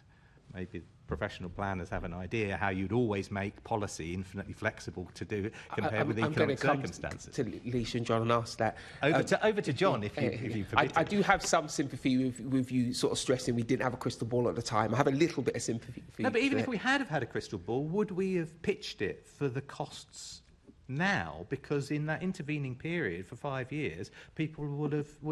I understand, Lisa. Again, I think it was you, Lisa, who entered the concept of these fixed things, and I like the idea of a planner coming up and knowing, well, this has to look like that and that has to look like that. And I imagine they would. Is there scope to do more of that? I think there certainly is in some discrete policy areas like urban greening or whatever. But I just want to note another point about major house builders and their activity in London, is that London primarily just has complex sites. And what we don't have is fields, for example, that you might see in the home counties where a pattern book approach, which is what major house builders prefer, they can lay the scheme out, these very large sites. And even the large reservoirs of land that we had, for example, Paddington's pretty much used up. Victoria was always within the kind of urban context. I could go through all 47 of them and give you an analysis. But the simple point is it's a totally different operating environment. Okay. And you need a bespoke response pretty much for everything. North Greenwich, no, but almost all of the development that comes forward in London, it's got rights to light issues, it's usually got existing use value, even if that's something as simple as an income from a car park, for example. There just aren't sites that aren't already generating income. So that is what makes it so complex in London. And, there's whole books written on, the complexities of construction, for example, in an existing urban form where you just can't start at one end and work your way through. You're always working around the traffic and around the other buildings that surround the site. And all of those things added to a far more complex development opportunity that if you don't need to, you might not choose to participate in, because you could just go and get a nice greenfield site somewhere near Woking and just build out your pattern book neighbourhood according to what you have in play. And I think we can't ignore that. A lot of these, we're talking about taller buildings, not necessarily tall buildings, but certainly around mid-rise, the kind of 10-storey developments that are appropriate, where you've got really good public transport access. You've often got multiple uses on the same site. You might have commercial on the same site. And all of those things add to needing a far more complex planning response than perhaps other sites in the country.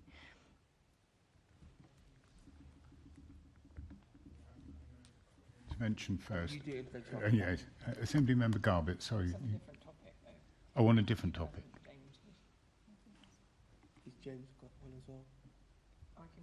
I can go now. Yeah. Please do. I mean, it's a reflection kind of linking to the previous discussion on the planning process and wanting to reflect on something we heard from the last panel from Just Space, who were talking about the sites across London that already have permissions to build and are being sat on by developers, and the kind of how sites get stalled as a result of speculation.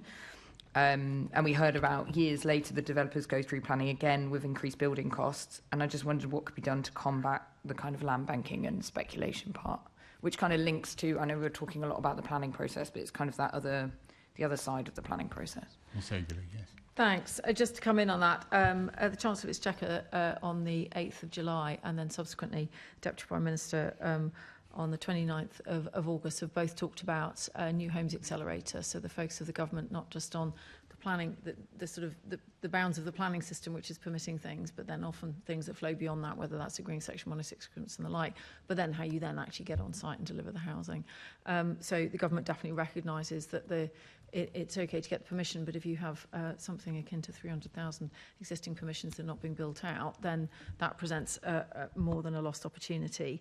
So at the moment we are focusing in on making sure that we understand what the systemic issues are that come forward, particularly on large sites, to Lisa's points, those that are more complex, and have recently launched a call for sites asking both developers and local authorities to provide information about the sites that they're seeing coming through the system but not into development. You know, as government we can start to work with colleagues across Whitehall, but obviously with the GLA and other partners and RAL combined authorities on what we can do to solve some of these issues. Also in the Levelling Up Regeneration Act there's a range of powers that the government will be considering, including things like requiring developers to actually confirm starts on site commencement notices, so the ability to actually track how schemes are coming through the system. So as I mentioned earlier on, sort of seeing it through the process of local plan decision, but actually then through to building. So it's very much recognised as an issue. Thank you. It's a provision in the Levelling Up Regeneration Act, and the government will be considering how to mobilise, choices about how they mobilise the different powers in the Act. Councillor Jamieson. Oh, sorry. You just indicated. Sorry, a couple of things. Central Bedfordshire was quite novel, and we, on people who were applying for sites that were outside the local plan, we got them to sign up to a legally binding contract that they would deliver within a scheduled period. Unfortunately, the department then told us we weren't allowed to do that.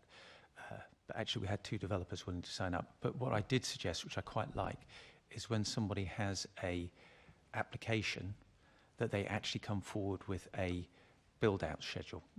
And you charge council tax on the basis of the build-out schedule. Okay, you'd have to make allowances for, you know, if it got delayed because of things nothing to do with the builder. But it would be quite encouraging for that. I just want to come back slightly on what Lisa and Jules said. It is hard to build in London for all the reasons that Lisa said. And the only way you're going to get stuff built in London in quantities that are needed, and I'll dispute all day with Jules the actual numbers, look at the outcomes. 300,000 people on your housing list. At the rate you are building today, if every house you built was affordable, that would still be 8 years before they were all housed, roughly. You know, 90-odd thousand children, rents going up every single year. You know, graduates not being able to rent a property in London because it's too expensive. The outcome tells me London housing is too expensive. We can argue about how many you should build. Where you build enough houses, rents do not go through the roof. And not in 1 year, it's a long-term process. If you build 100,000 a year, just taking a number, Jules, it would be years before it had a major impact on housing. But if you're building at 30 to 40,000 and the demand is substantially higher, you will never get affordable. Sorry, I don't mean affordable as in affordable rent. I meant housing that people can afford in London. It is only going one way. And so the only way in London that you're going to deliver high numbers is by councils and the GLA working with developers and finding ways round to make this happen. And that's why all the developers I speak to say, if I can work with a council, if they're willing to compromise, which may be on the number of affordable homes, it may be on infrastructure, it may be on other things, then, or providing them certainty, then they're willing to work. A greenfield anywhere outside the green belt is so much easier for developers because it's a greenfield, it has no history, it is valued as farmland, it's easy to build, but it doesn't solve London's housing crisis. And that's the bit that you need to solve. we are painfully aware of that.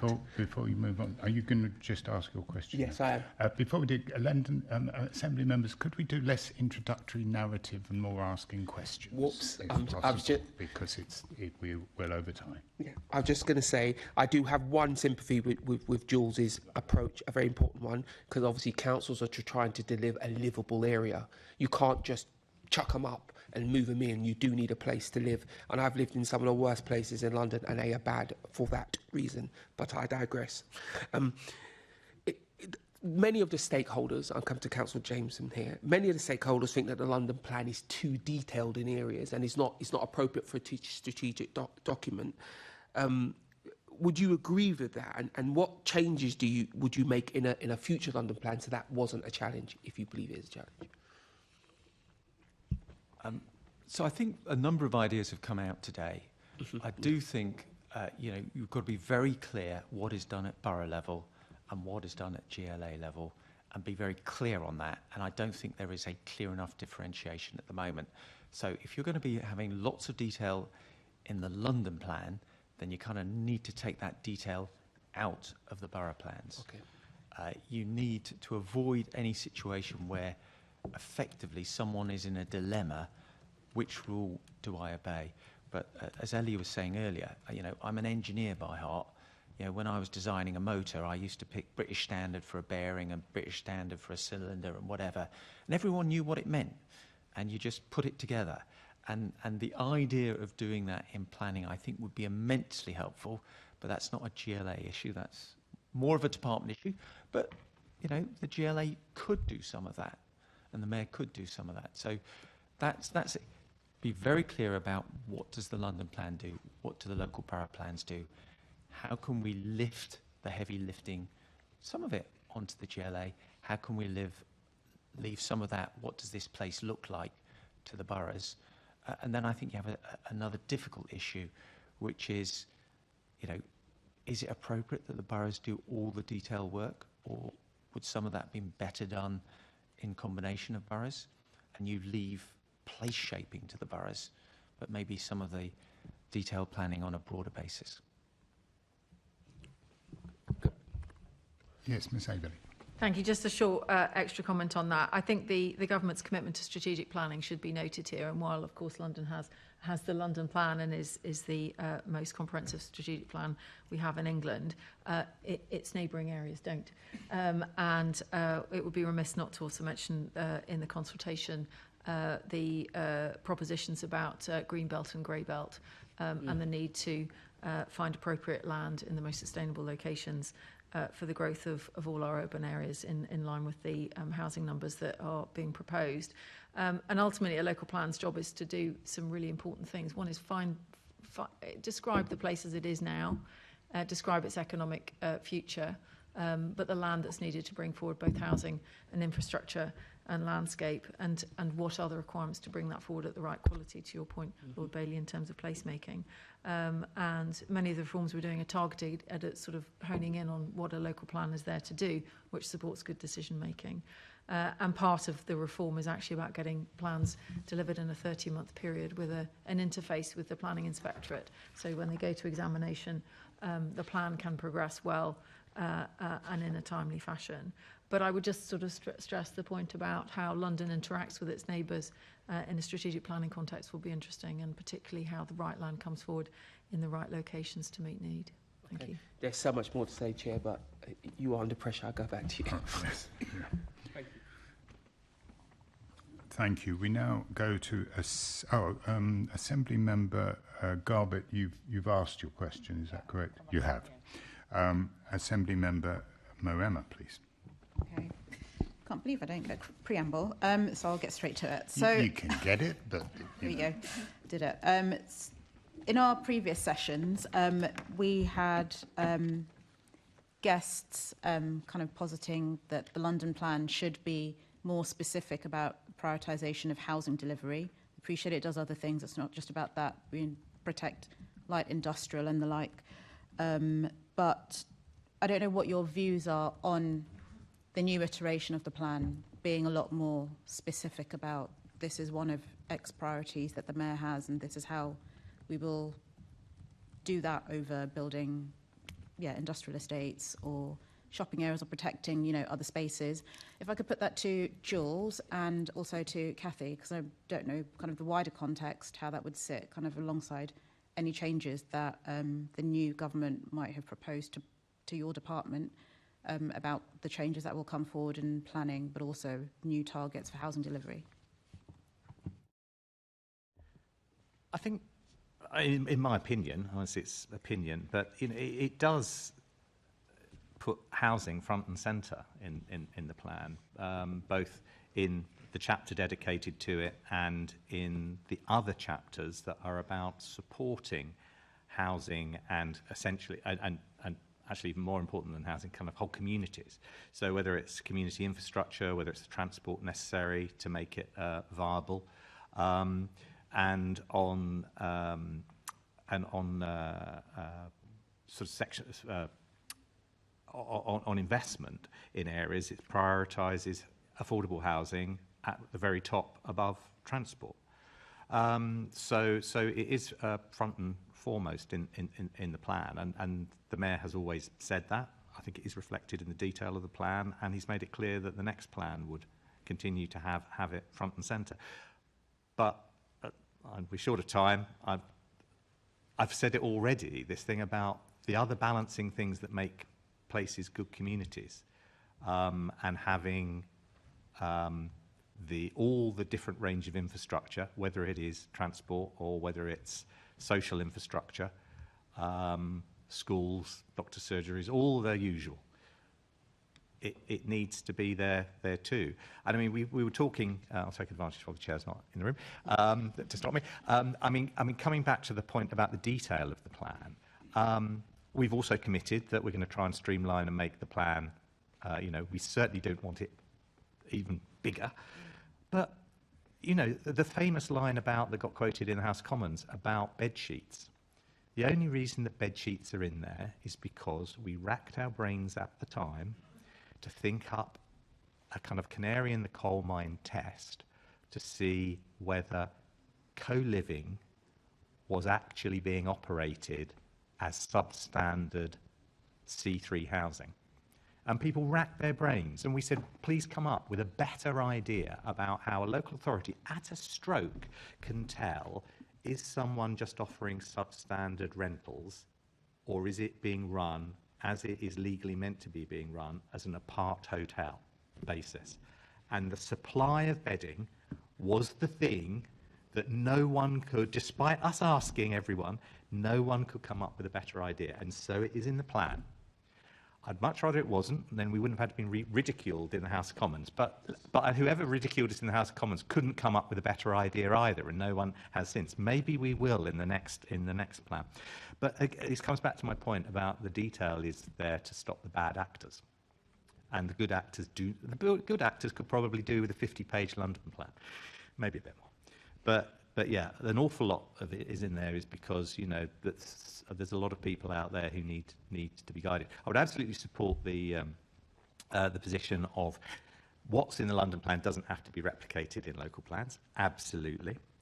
But at the risk of kind of having my cake and eating it, though, and kind of just to explore this fully, I think this country has benefited from some of the things being in successive London plans that have been in the vanguard of policy, of social policy, of housing policy, of energy policy, and governments have followed.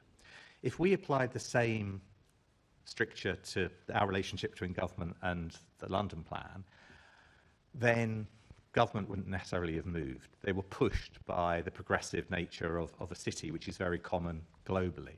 So I suppose I'm being a bit kind of hypocritical if I'm saying boroughs shouldn't be allowed to be in the vanguard of the London plan on policy. So where do you draw the line? So I think it's an interesting debate to be had. Where can people...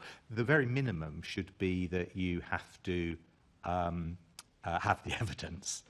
So I come back to my setting a threshold approach at 50. Where is your evidence that that's deliverable, and is it actually going to increase your affordable housing supply? Otherwise, you should just stick to the London plan. But it's a kind of a debate for another time, but kind of relevant to the issue.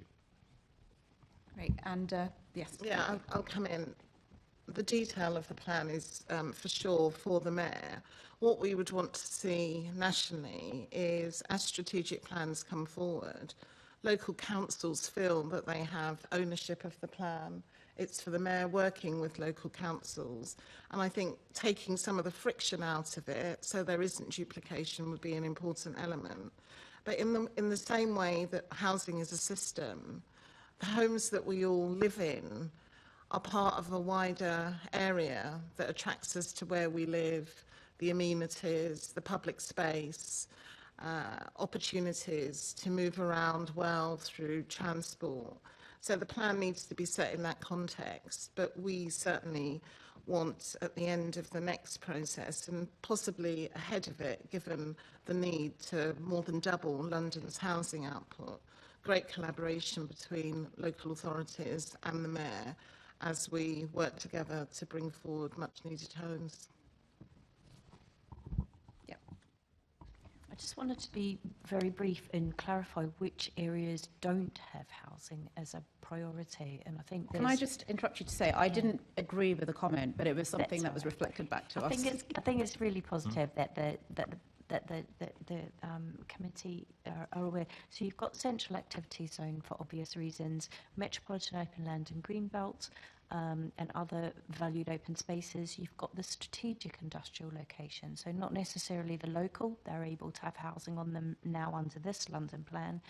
And then obviously the lower floors of high streets and town centres, quite rightly so. So there's a very tiny, and I think it's just almost, sometimes you can't see the wood for the trees, that we basically think, well, it's everything other than the things that are said. And I think that came through with the London Plan Review, as though, yeah, everything else is fine for housing.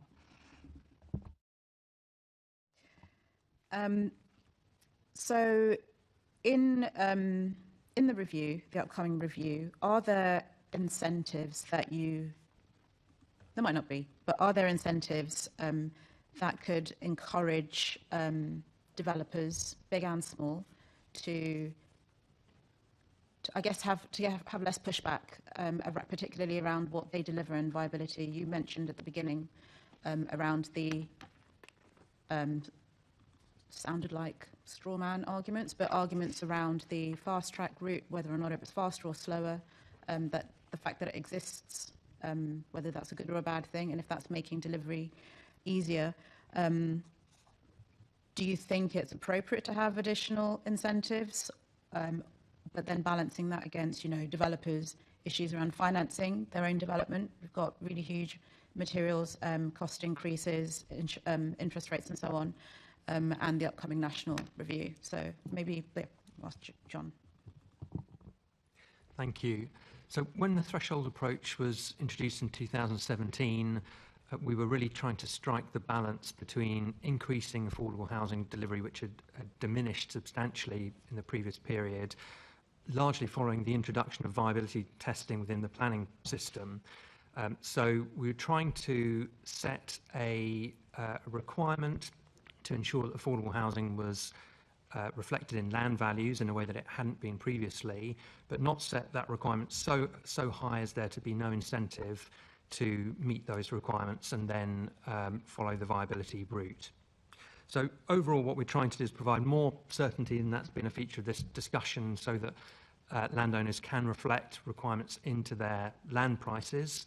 And if that's the case, then there should be less dispute through the planning system, because they've embedded the requirements around affordable housing or environmental asks or whatever it might be, whilst at the same time still having some flexibility to deal with genuine site-specific issues or indeed market downturns. And that's where the viability tested route comes into play. And overall, the threshold approach, we think, has had a positive impact. We've seen in referable applications the average level of affordable housing is broadly doubled from the low 20s to the low 40s. We've got a couple of different measures in which we look at that. And that's also really important for wider housing delivery.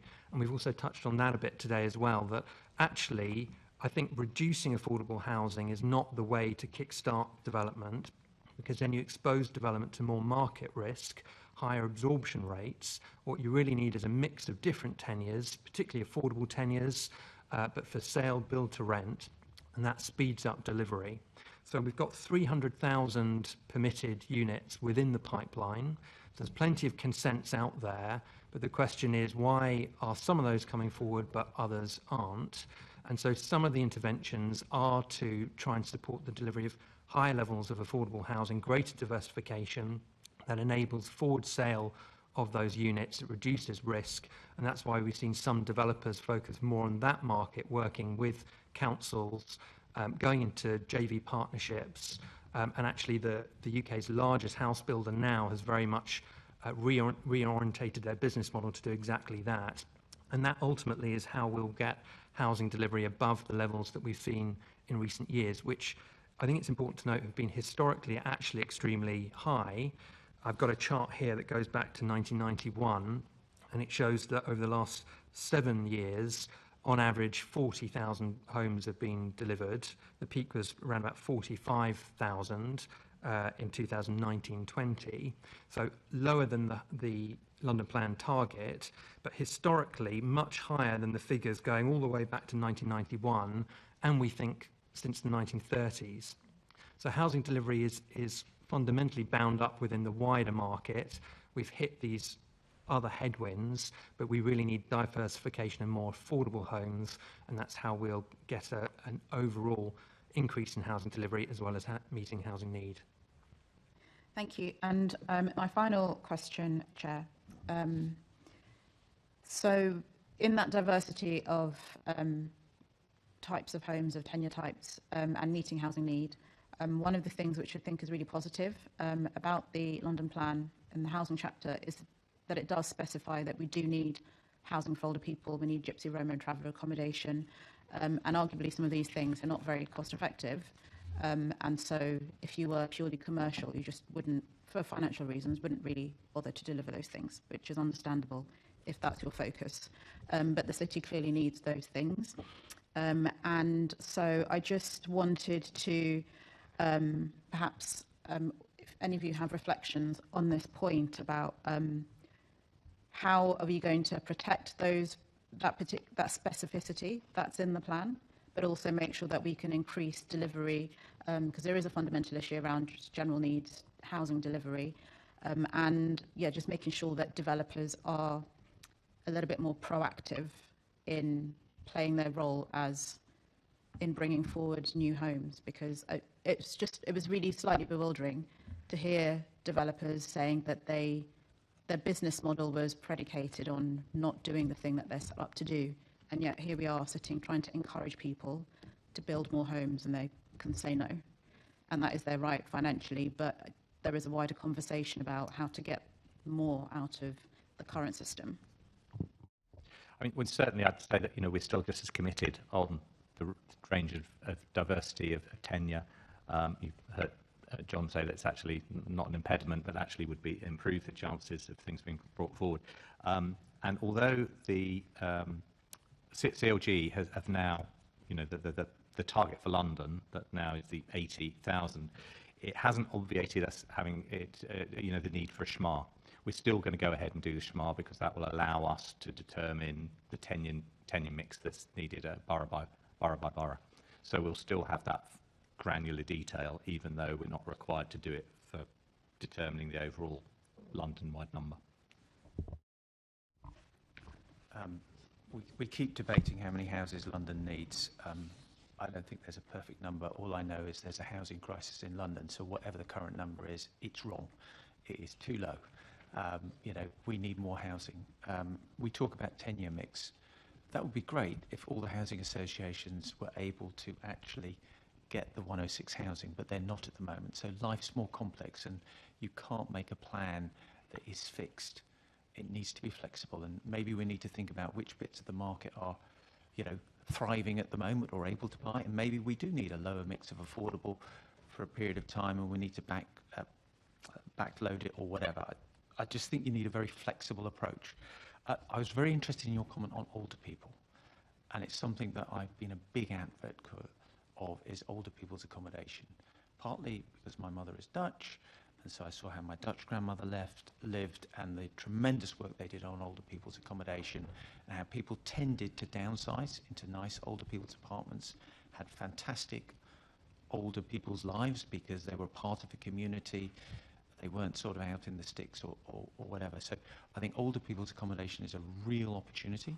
It's also very efficient in terms of land use because it tends to be apartments. And you free up potentially a family home.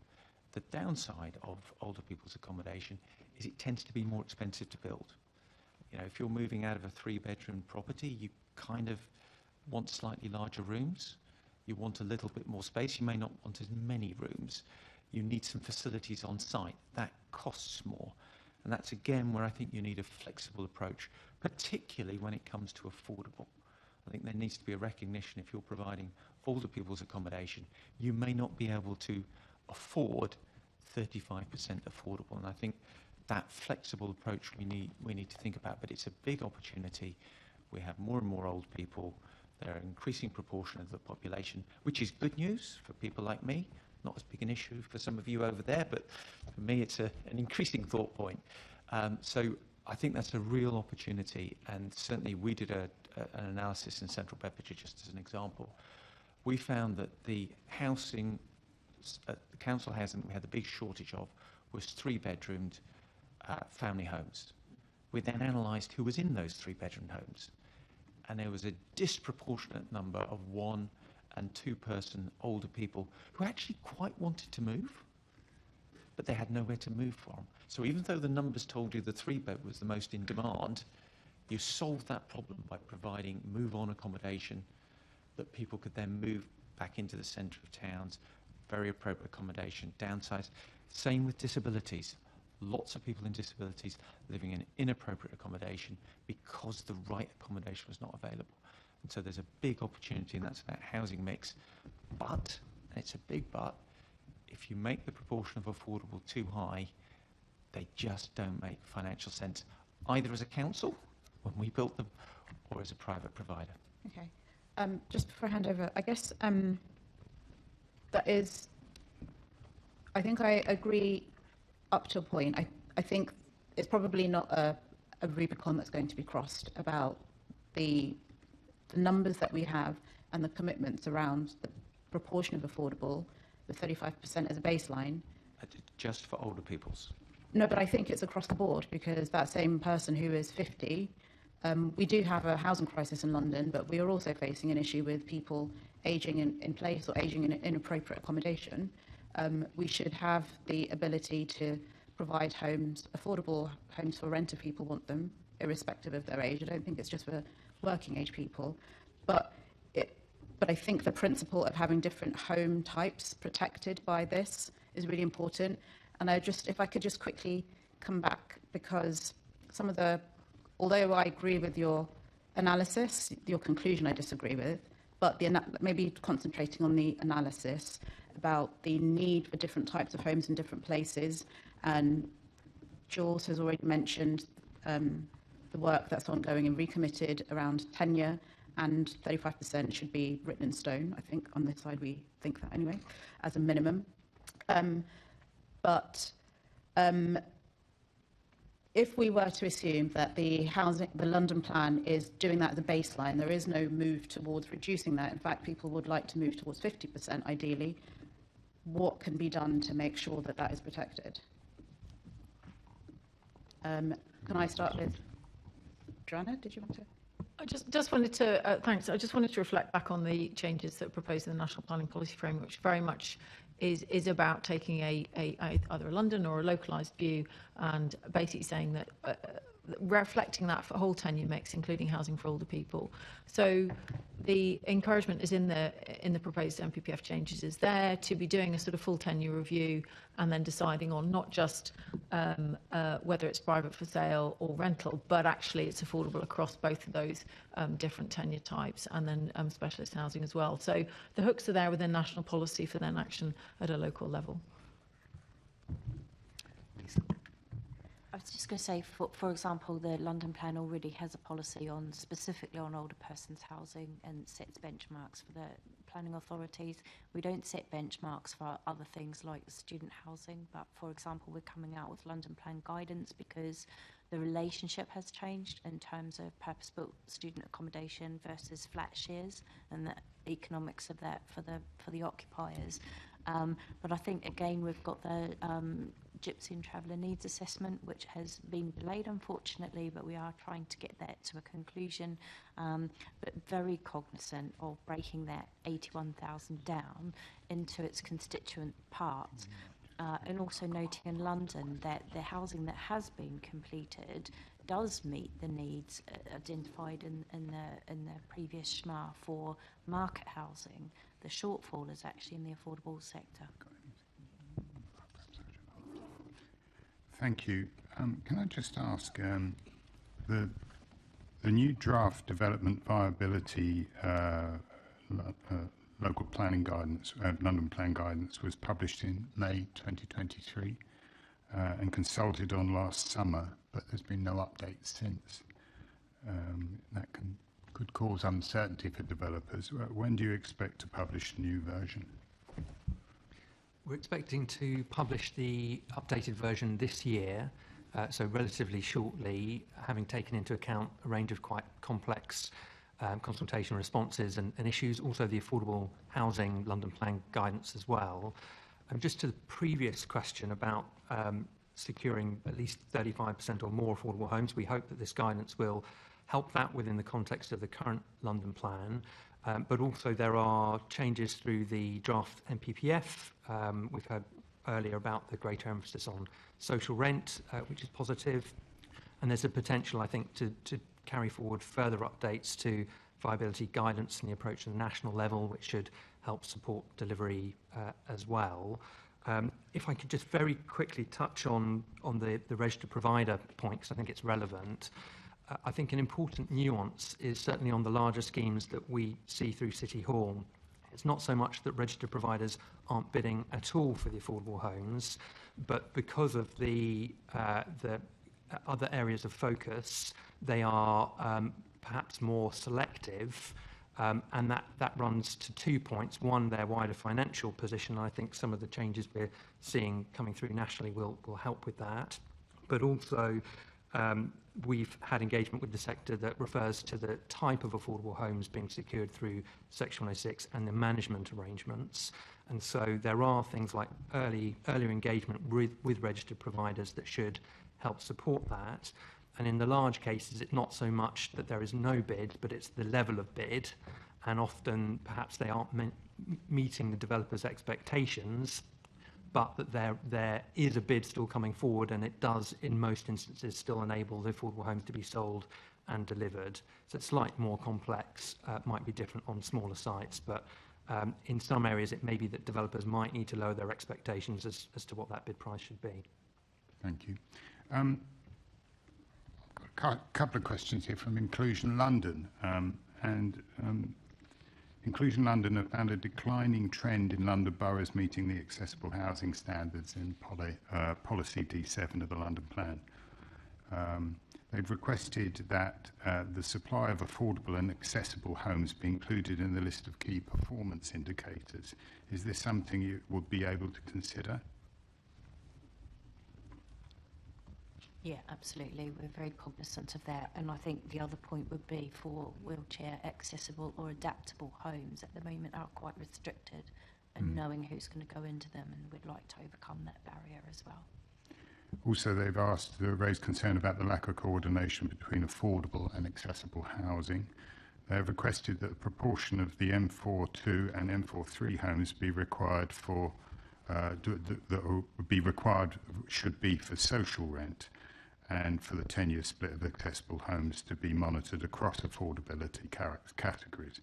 Is this something that can be considered in the next plan, or is it outside the planning remit? It's definitely on our radar. Yeah. And the question that I really want to ask, I wanted to ask those, but do you think the London Plan is the right place for affordability targets?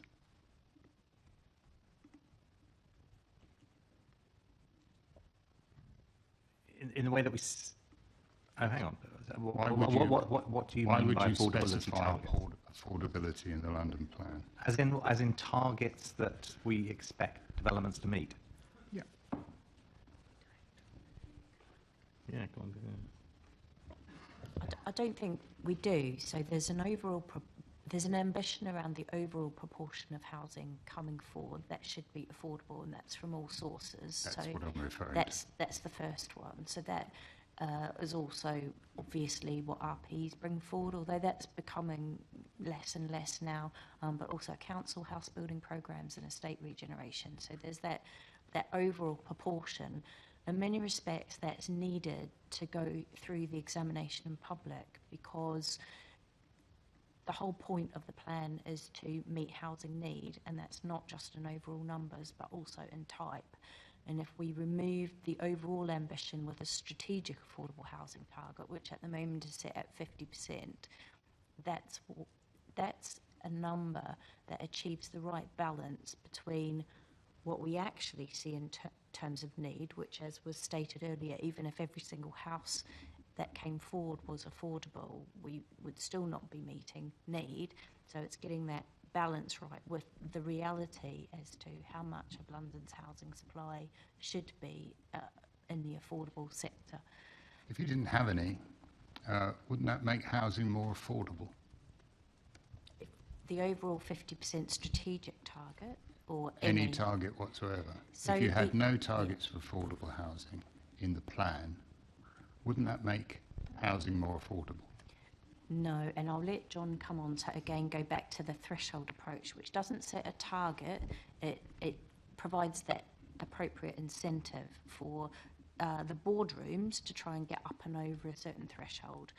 And that's we've been told by the industry repeatedly, that's very powerful in the boardroom to say you can reduce delay on your planning applications through viability assessment by just getting up and over that 35% level, or 50% in some limited cases. But in terms of the overall strategic number, I would be very reticent to think we'd get through an examination in public. I suspect an inspector would say the London plan is supposed to be setting out a strategic level London's housing need, and I would think it would be quite risky to pursue a strategic plan that doesn't have any strategic ambition around affordable. I understand that, so perhaps I should direct it at Ms. Averley. Don't top-down affordability targets actually prevent the building of housing and actually contribute to the unaffordability of market housing? Just to check your thesis, is your thesis that if you didn't ask for affordable housing as a requirement, yes, more you'd have a greater flow, you'd have a greater throughput of greater units? Flow, and perhaps leave and then overall that would reduce the actual price of housing. And then the targets for affordability being decided at the local level rather than as a top planning target. Yeah, right. Just to check, sorry, just to labour this point. So you're saying that you'd have more throughput, you'd have more houses permitted, therefore more coming through and developed, yes, but you'd actually still be having an affordable target at the borough level.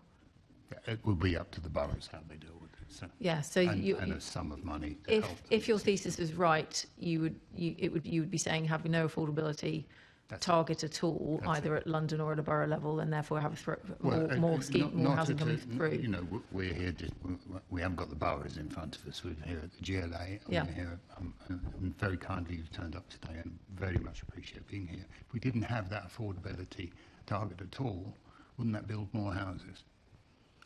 I think you'd have to actually do the analysis and run the numbers to see if the behaviour would change, and whether it would actually deliver more homes and therefore bring down affordability. I think you, in earlier comments, you and other colleagues at the table noted that one of the challenges is actually on the applications turning into to permissions and then turning into actually houses built. And that isn't necessarily an issue of whether they're affordable or not. When it comes to market for sale, it's whether, as Lisa was mentioning earlier on, the absorption rate is the thing that holds back supply, as opposed to, and actually having a greater mix of tenures, a greater range of housing coming onto the market actually increases the absorption rate across tenures. So I think often the analysis would suggest it is better to diversify tenure rather than keep tenures all at private for sale, because by that very nature you get a broader take-up because you get a broader market customer base. That means you get a higher absorption rate, and therefore mixed tenure and also, as we've been talking about, a diversification of actually who's building the homes and how much they want to then put onto the market at any given time is a beneficial thing to be doing. So if London making, and I'm not stating government policy here obviously, but if London at the London level has that strategic overview over the whole of the housing market, which it is the GLA's job to do, it seems appropriate that they are clear on what those affordability challenges are and how the tenure mix and the throughput of land into housing actually is tackling that very issue. It seems like a strategic issue to my mind. It would be helpful to hear from John. Please, briefly, because there was an intervention from me that perhaps I shouldn't have. Thank you. I mean, just completely agree with all of that. I think what would happen if you had 100% market homes, it would take longer to build them out because they're subject to greater market risk. But the other important point, why we've been asking for affordable homes through the planning system for the last 30 years, is because we're trying to provide mixed and integrated communities and to provide affordable homes alongside market homes in a conscious departure from affordable housing policy in the years that predated that. Of course, we still need councils and registered providers to bring forward solely affordable homes, including on estate regen schemes, but having that mix, I think, has been an important part of our planning system for a number of decades. And the theory and practice is that cost flows through into land values, so that if you do reflect it properly and if you've got the strategic policy which is clear as to what the expectations are, it shouldn't be coming out of the developer's pocket. It's a form of land value capture. And that is what I think we've been able to achieve better over the last 7 years. The opposite is land value leakage, I'm afraid, and that's a missed opportunity. Thank you very much. I'd expand on that more, but it would require far too much introductory narrative. Yes, Councillor Jameson. Just if I can slightly provide the alternate view. Planning is a complex issue. It is really detailed. And there is no silver bullet. So I'm not going to pretend dropping from 35% to 25% would lead to a dramatic increase in housing developed. I think there's a good argument to say it would increase it. We could debate how much. However, if you were to do that in conjunction with a whole load of other things, like obliging developers to build, we're talking about market absorption. You know, developers, if they were obliged to build and there was a cost penalty for them not building, then actually that would be reflected in market prices. If market prices weren't quite so high, more people would be able to afford to buy a house or buy a house to rent. So it's quite complex. And I come back to my original hypothesis, which is London is not building enough houses. There's a housing crisis in London, and just how high up your priority list is delivering 60, 70, 80,000 plus houses a year, which in a 1 year timescale will not make any material difference, but over a long period of time would make a significant difference to the cost of buying and renting homes in London, and would have a dramatic improvement on people's lives because they wouldn't have to commute, they would be in better homes and all of those things. But it is a whole raft of different individual things that will deliver it, and we just need to think about it. But if we set red lines and say, we will not consider anything below 50% or whatever the figure is, then you are restricting yourself to what is a commercial viable site. I a little bit regret that I let that set that hair running, but Assemblymember Garvey, just a reminder, we're probably about 5-10 minutes left. Just a quick question on a section that I'm quite interested in of the London plan around the loss of existing housing and estate redevelopment at H8. And I just wondered, obviously we've seen some estates where they've seen a net loss of social homes, so I just wondered if there was how that element of the plan was going to be strengthened, and if there's going to be an analysis of and a strengthening around the kind of retrofit first approach, because some of the language I think could be stronger. Yeah. Well, I mean, we're looking obviously across the whole plan, so I'm not ruling anything out. But on the issue about on loss of affordable, it's really quite strong already that the mayor doesn't countenance loss of space or have rooms. It's sometimes units go because, unsurprisingly, the prime candidates for redevelopment in public housing are where you do have old-fashioned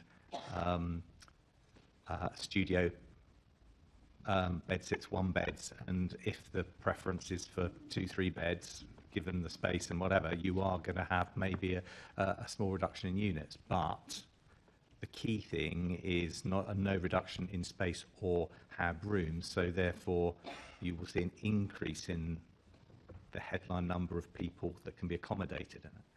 And on retrofit, I mean, obviously the plan is very clear on things like circular economy, carbon reduction. We looked at doing something on embedded carbon in the last plan, but they simply couldn't. There wasn't the evidence base to do it. So instead, we had all the recording requirements put into the current London plan, which hopefully will provide the evidence base for this plan to see whether we can do something about bringing some things about embedded carbon. Final thing is, though, whatever point we come to in the plan, it's never going to be a rigid thing. There will always be any planning decision is taken on balance, and whilst there's a retrofit, there'll be a retrofit first preference. An individual planning decision can decide that at the end of the day, over a period of time, if it can be shown that the new building will better perform the old building refurbed, then the planning committee is entitled to make that decision. I'm really happy to hear about the embedded carbon considerations and obviously retrofit. I'm a big fan of retrofitting also for the human impacts. Obviously, there's stories from across London about breaking up communities and people then not being able to kind of return. So just if that's considered as... sorry, right of return is obviously in there as well as part of the ballot and everything is in there. Thank you very much. Our last two questions, I'm dropping question 11. Our last two questions for Assembly Member Wilson. Thank you, Chair. The first one should hopefully be a fairly brief one, and it's a similar question to one of the questions I asked at the previous session of this meeting about the grey belt.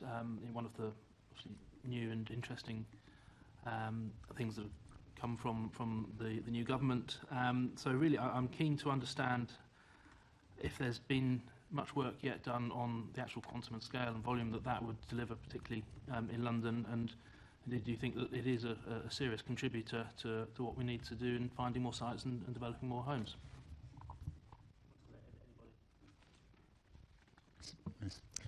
So yes, in the MPPF consultation document, the principles of using grey belt to bring forward appropriate sites that would otherwise have been classified as green belt is important.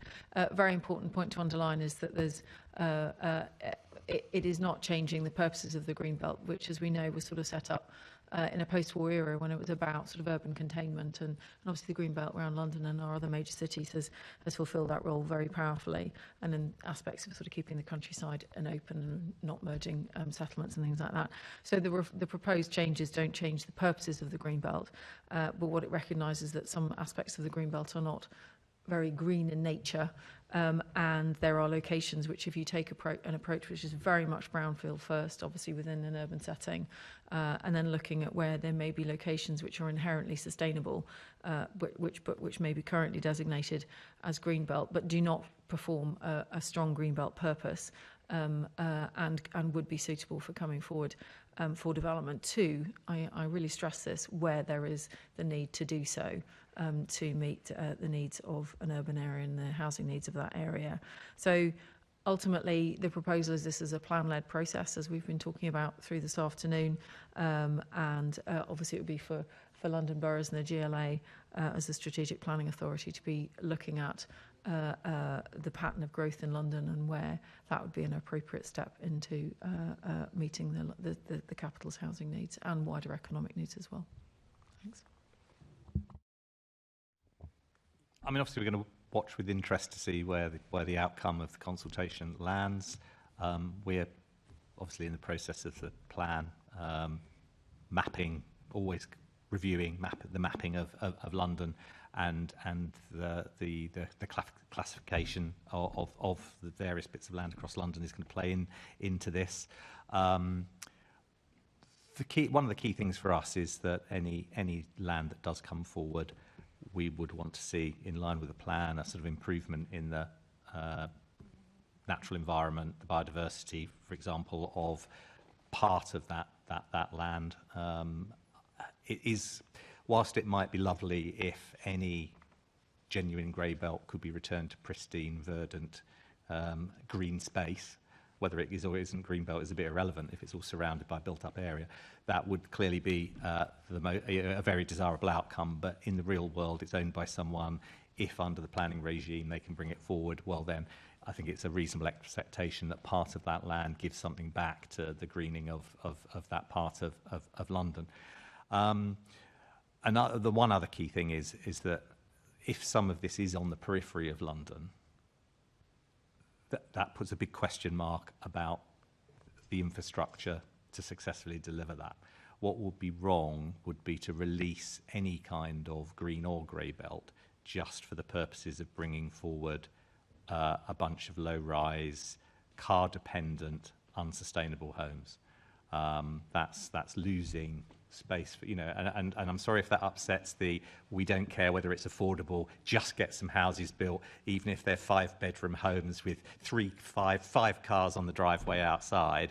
That's actually not the Mayor's agenda. The Mayor actually wants affordable homes and to optimise sites. And to optimise sites, that means transport and public transport so that they can be served properly. And just to come in, specifically on those points, in bringing forward, grey belt land, the consultation document talks about golden rules, with high expectations on affordability of about 50%.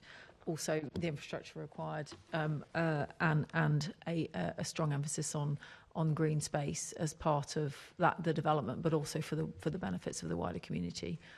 So, sort of accessible green spaces as well. Thank you. I'm just going to come in quickly on Jules's last comment. I'm glad that we're in total agreement. I don't agree with lots of greenfield or whatever car-dependent housing, whether it's in the grey belt or beyond the green belt. And I'm glad that you are supportive of that, Jules. It would be helpful, I think, for everybody if we could know sooner rather than later whether this is something that can actually deliver a meaningful volume of new homes, or whether it's just a soundbite or gimmick. So I think hopefully there is work underway that will give us some numbers and some certainty, so that we'll know that we're dealing with something meaningful. My other question then, and it's quite depressing really, we get to the stage. I think we've talked about the numbers and the housing targets, and whether and the reduction in London's housing target, and whether it's based on the 98,000 that seems to be in common parlance, or the 83,000 that you've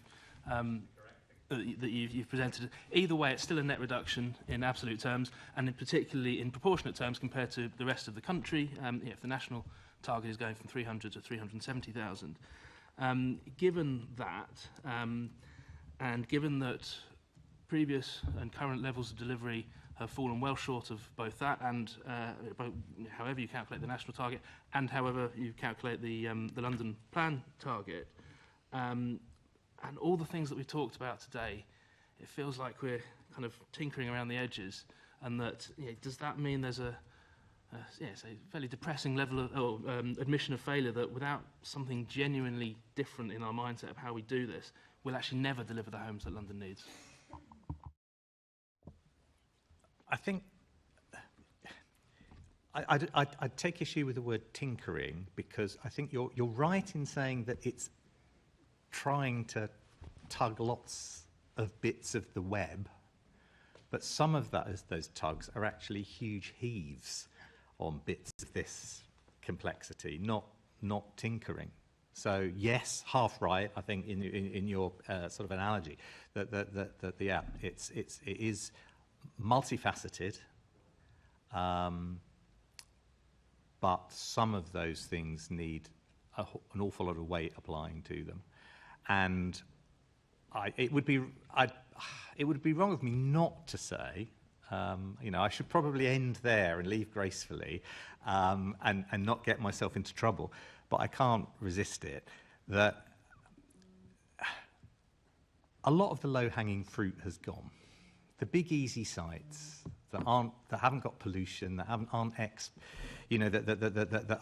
are gas sites. There's a gas site in East London that the developer's got to find £80 million just to restore the gas holders because they're listed. That is an extreme example, but nevertheless, many of these sites that we're going to be looking at, both the departments and that are going to be looking at with us, I really do genuinely hope that there is some cost-free barriers to be removed to bringing those forward. But I think it is inevitable that an awful lot of that list comes back to my earlier points of viability and infrastructure, and both of those things have big numbers attached in cost. Ms. Francis, sorry. Yes, just to add to that, implied in the question is the kind of seriousness of the issue that we're facing. I think what we also need to do is come together with developers, including those who might have left the market in London, and picking up the points that John made previously about the importance of the public sector in the role of house builder. It is not since councils were building homes that we achieved the numbers that we're seeking to now. So there is something for me about how you bring other actors into the market as well as diversify tenures. But we have to do this with the private sector. I think we also have to look to private markets. Jules mentioned institutional investors. We have to look to them.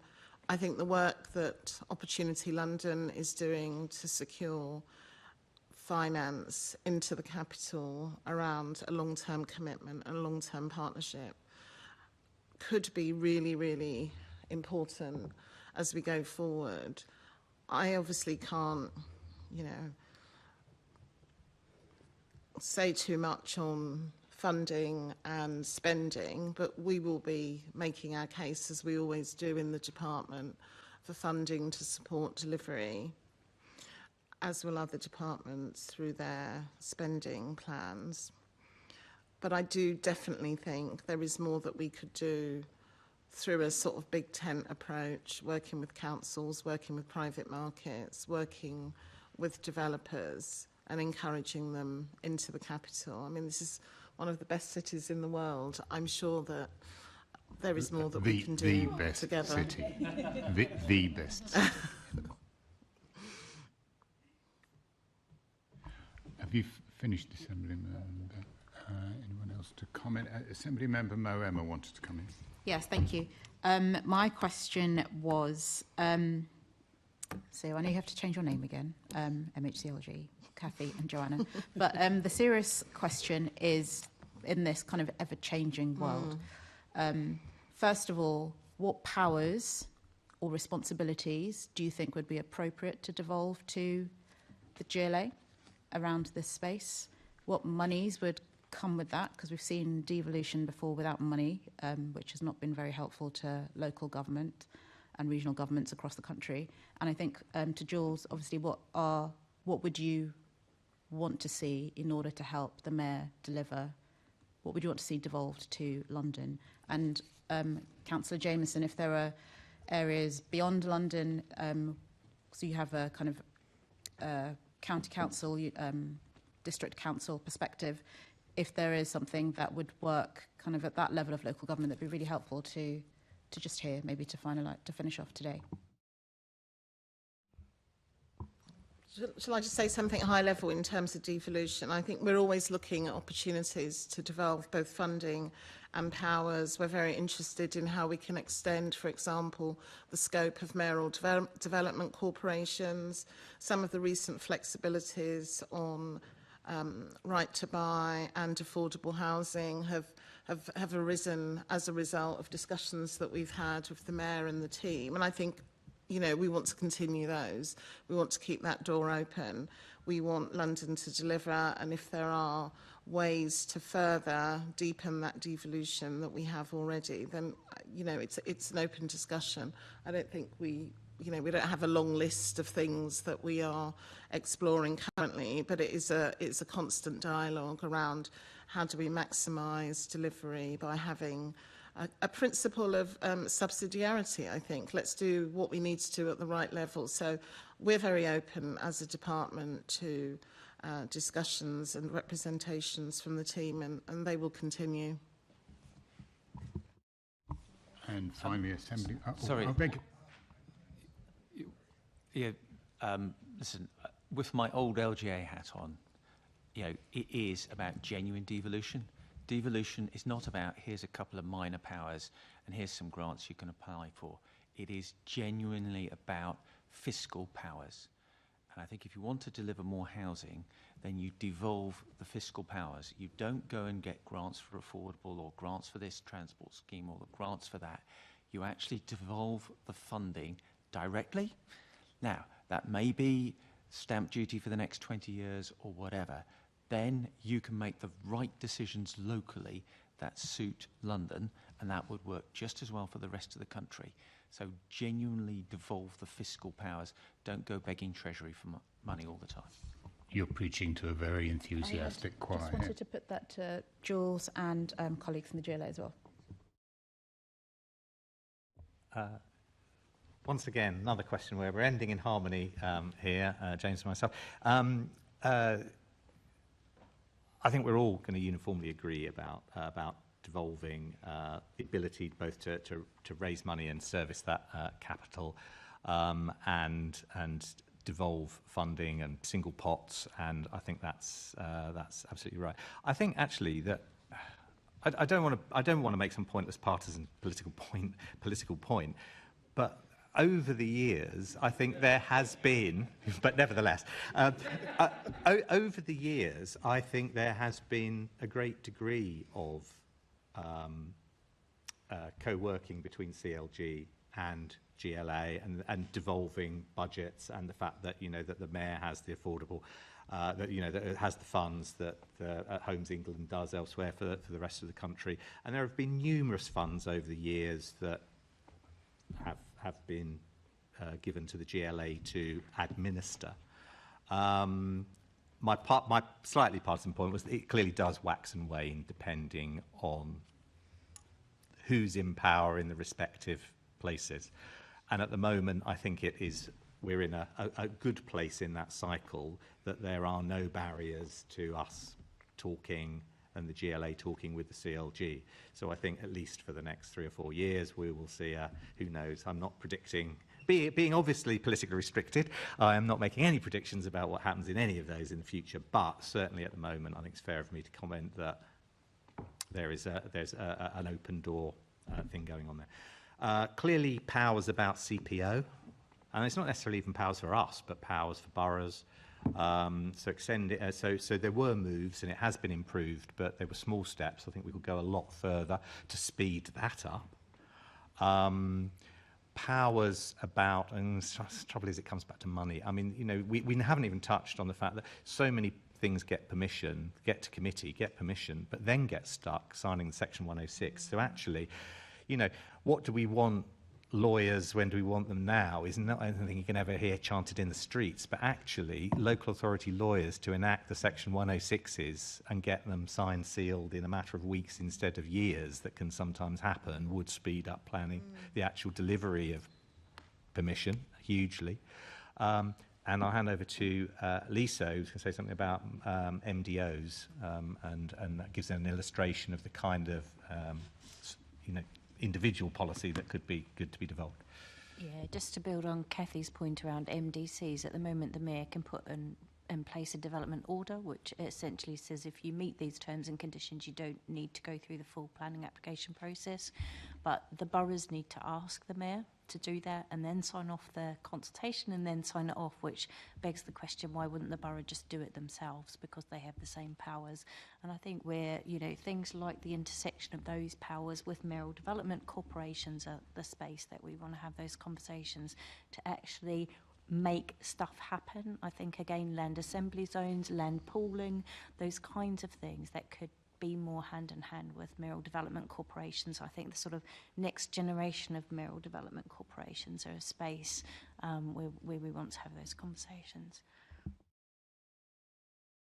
Assembly Member Lord Bailey. Thank you. I think Assembly Member Murmer kind of summed up where I want to go. But the bottom line is, George, you just need money, innit? If they just gave you a big pile of it, wouldn't that grease the wheels? Well, the way you phrased the question at the end there, I can only say yes. I mean, who's going to turn down money? I've been in politics a while. It would go a long way. I mean, clearly, it's been interesting this afternoon that we have gone, going back to the complexity point. There are all sorts of things that we could do that will improve the situation, make things, I don't know, I want a better word than slicker, but, there's the process you can make smoother. We've talked about the digital side a bit, and there's a whole lot we could talk about that, about the improvements that have been made and will be made going forward. We've talked about how we can make things simpler and try and streamline them. So a whole raft of things, and I don't want to reiterate this, but there will be many instances that at the end of the day, things are drawn out because two sides can't agree. Yeah. You've got the public represented by the councils, the councillors, the planning committees, the planning policy, at whatever level it is, making a demand for a place, and then you've got someone who has got shareholders and others who are and bank loans that are demanding that they say no to those. And whether that plays out at the pre-app stage and that goes on forever, and then you've got the actual application stage and the arguments, that's why it never gets brought to committee. Then you've got, once it gets through to committee, actually them agreeing what was agreed to get it through committee, but getting it inked in the legal agreement so that the planning permission can be issued. Again, that's another argument that takes place. So, and those arguments are always about money. Someone saying they want something and the developer saying, well, we can't afford it. If you're going to make me bring that forward, I'm just not going to develop. I'm going to go onto the greenfield site that's cheaper and easier to build because I'm not being asked for so much. So you're absolutely right that despite all the improvements we could make, and it will help probably all developments to a degree, and it will even help some get over the line, it's unavoidable. There are a raft of developments out there, some of those 300,000 units that have been permissioned that aren't being brought forward, because at the end of the day, there's a mismatch between what it's going to cost to deliver and what the developer is prepared to pay. That's the crux of the matter, isn't it? I think what I would say that you could possibly say get the mayor to say, I think the London Assembly property team, housing planning, all of you have demonstrated that you have the skill and the will to have a serious amount of devolution, and the mayor, particularly because of the political situation he finds himself in, should be asking for significantly more power and money, and use your performance, the things you've developed, the understanding you have of London, you and your colleagues, as the reason for that money to arrive. We as an assembly should be starting that process. I think it's time for them to pony up. And with that, we've come to the end of our question and answer session. Ms. Averley. Chair, just with a little bit of indulgence, can I just give you a little reflection on Nicky Gavron, and just to end where we started? I think sometimes in our career we find people who open doors for us, and as a woman who was both tenacious and gracious.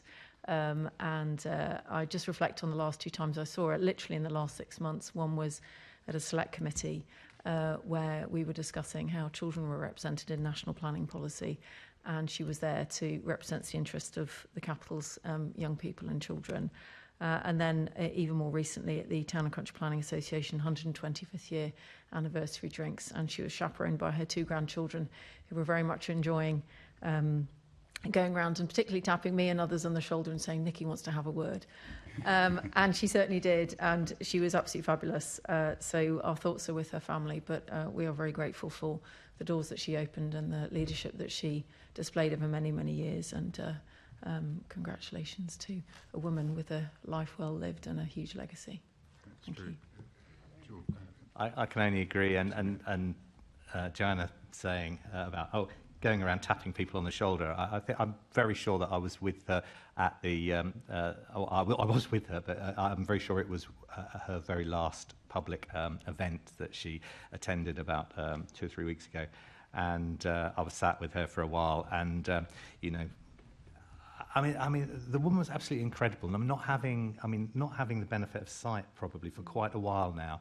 Yet she was able to converse on absolutely every topic to do with planning and housing, whatever, as if she had read and absorbed the briefing a moment earlier, totally on top of everything. And as you say, you know, we left it saying, yeah, she's going to come and see me. And Karen, she was just so active to the last, and there was this was so unseen and unforeseen, because she was planning to come and see everybody in the way that she always did, and she'll be very, very much missed. Well, indeed. Well, thank you, guests. I really appreciate that session. It's been very enlightening, and thank you to our non-GLA guests. Well, we summons them. But thank you all. If I could just add one further comment. Oh, yeah. I first saw Nikki Gavron speak in an event when I was a geography student, and her passion for planning, I'm sure, was one of the things that made me decide to head this way. About 10 years ago, I appeared before this committee in my pre-GLA days on the thorny subject of viability, which we're still discussing, and her letter to the previous mayor on behalf of the committee included a lot of the things that we then put in the affordable housing SPG and helped to pave the way for that and the increase in affordable housing in London over the last 7 or so years. Yeah, thank you. Well, my first memory of her was shouting rude things about her at Haringey Council, but that's an aside. Thank you very much. Thank you very much for attending today. Really did appreciate it. You're free to go. We've got a bit more business to deal with now, but thank you so much. Can I ask the committee to note the report and the discussion? Noted. Can we also delegate authority to me as chair in consultation with party group lead members to agree any output arising from this discussion? Agreed. Can we please, can the committee note the work programme for the 2024-25 Assembly year? Noted. The date of the next meeting will be on the 9th of October at 2 p.m. here at City Hall. I have no other urgent business, which concludes today's meeting. Thank you.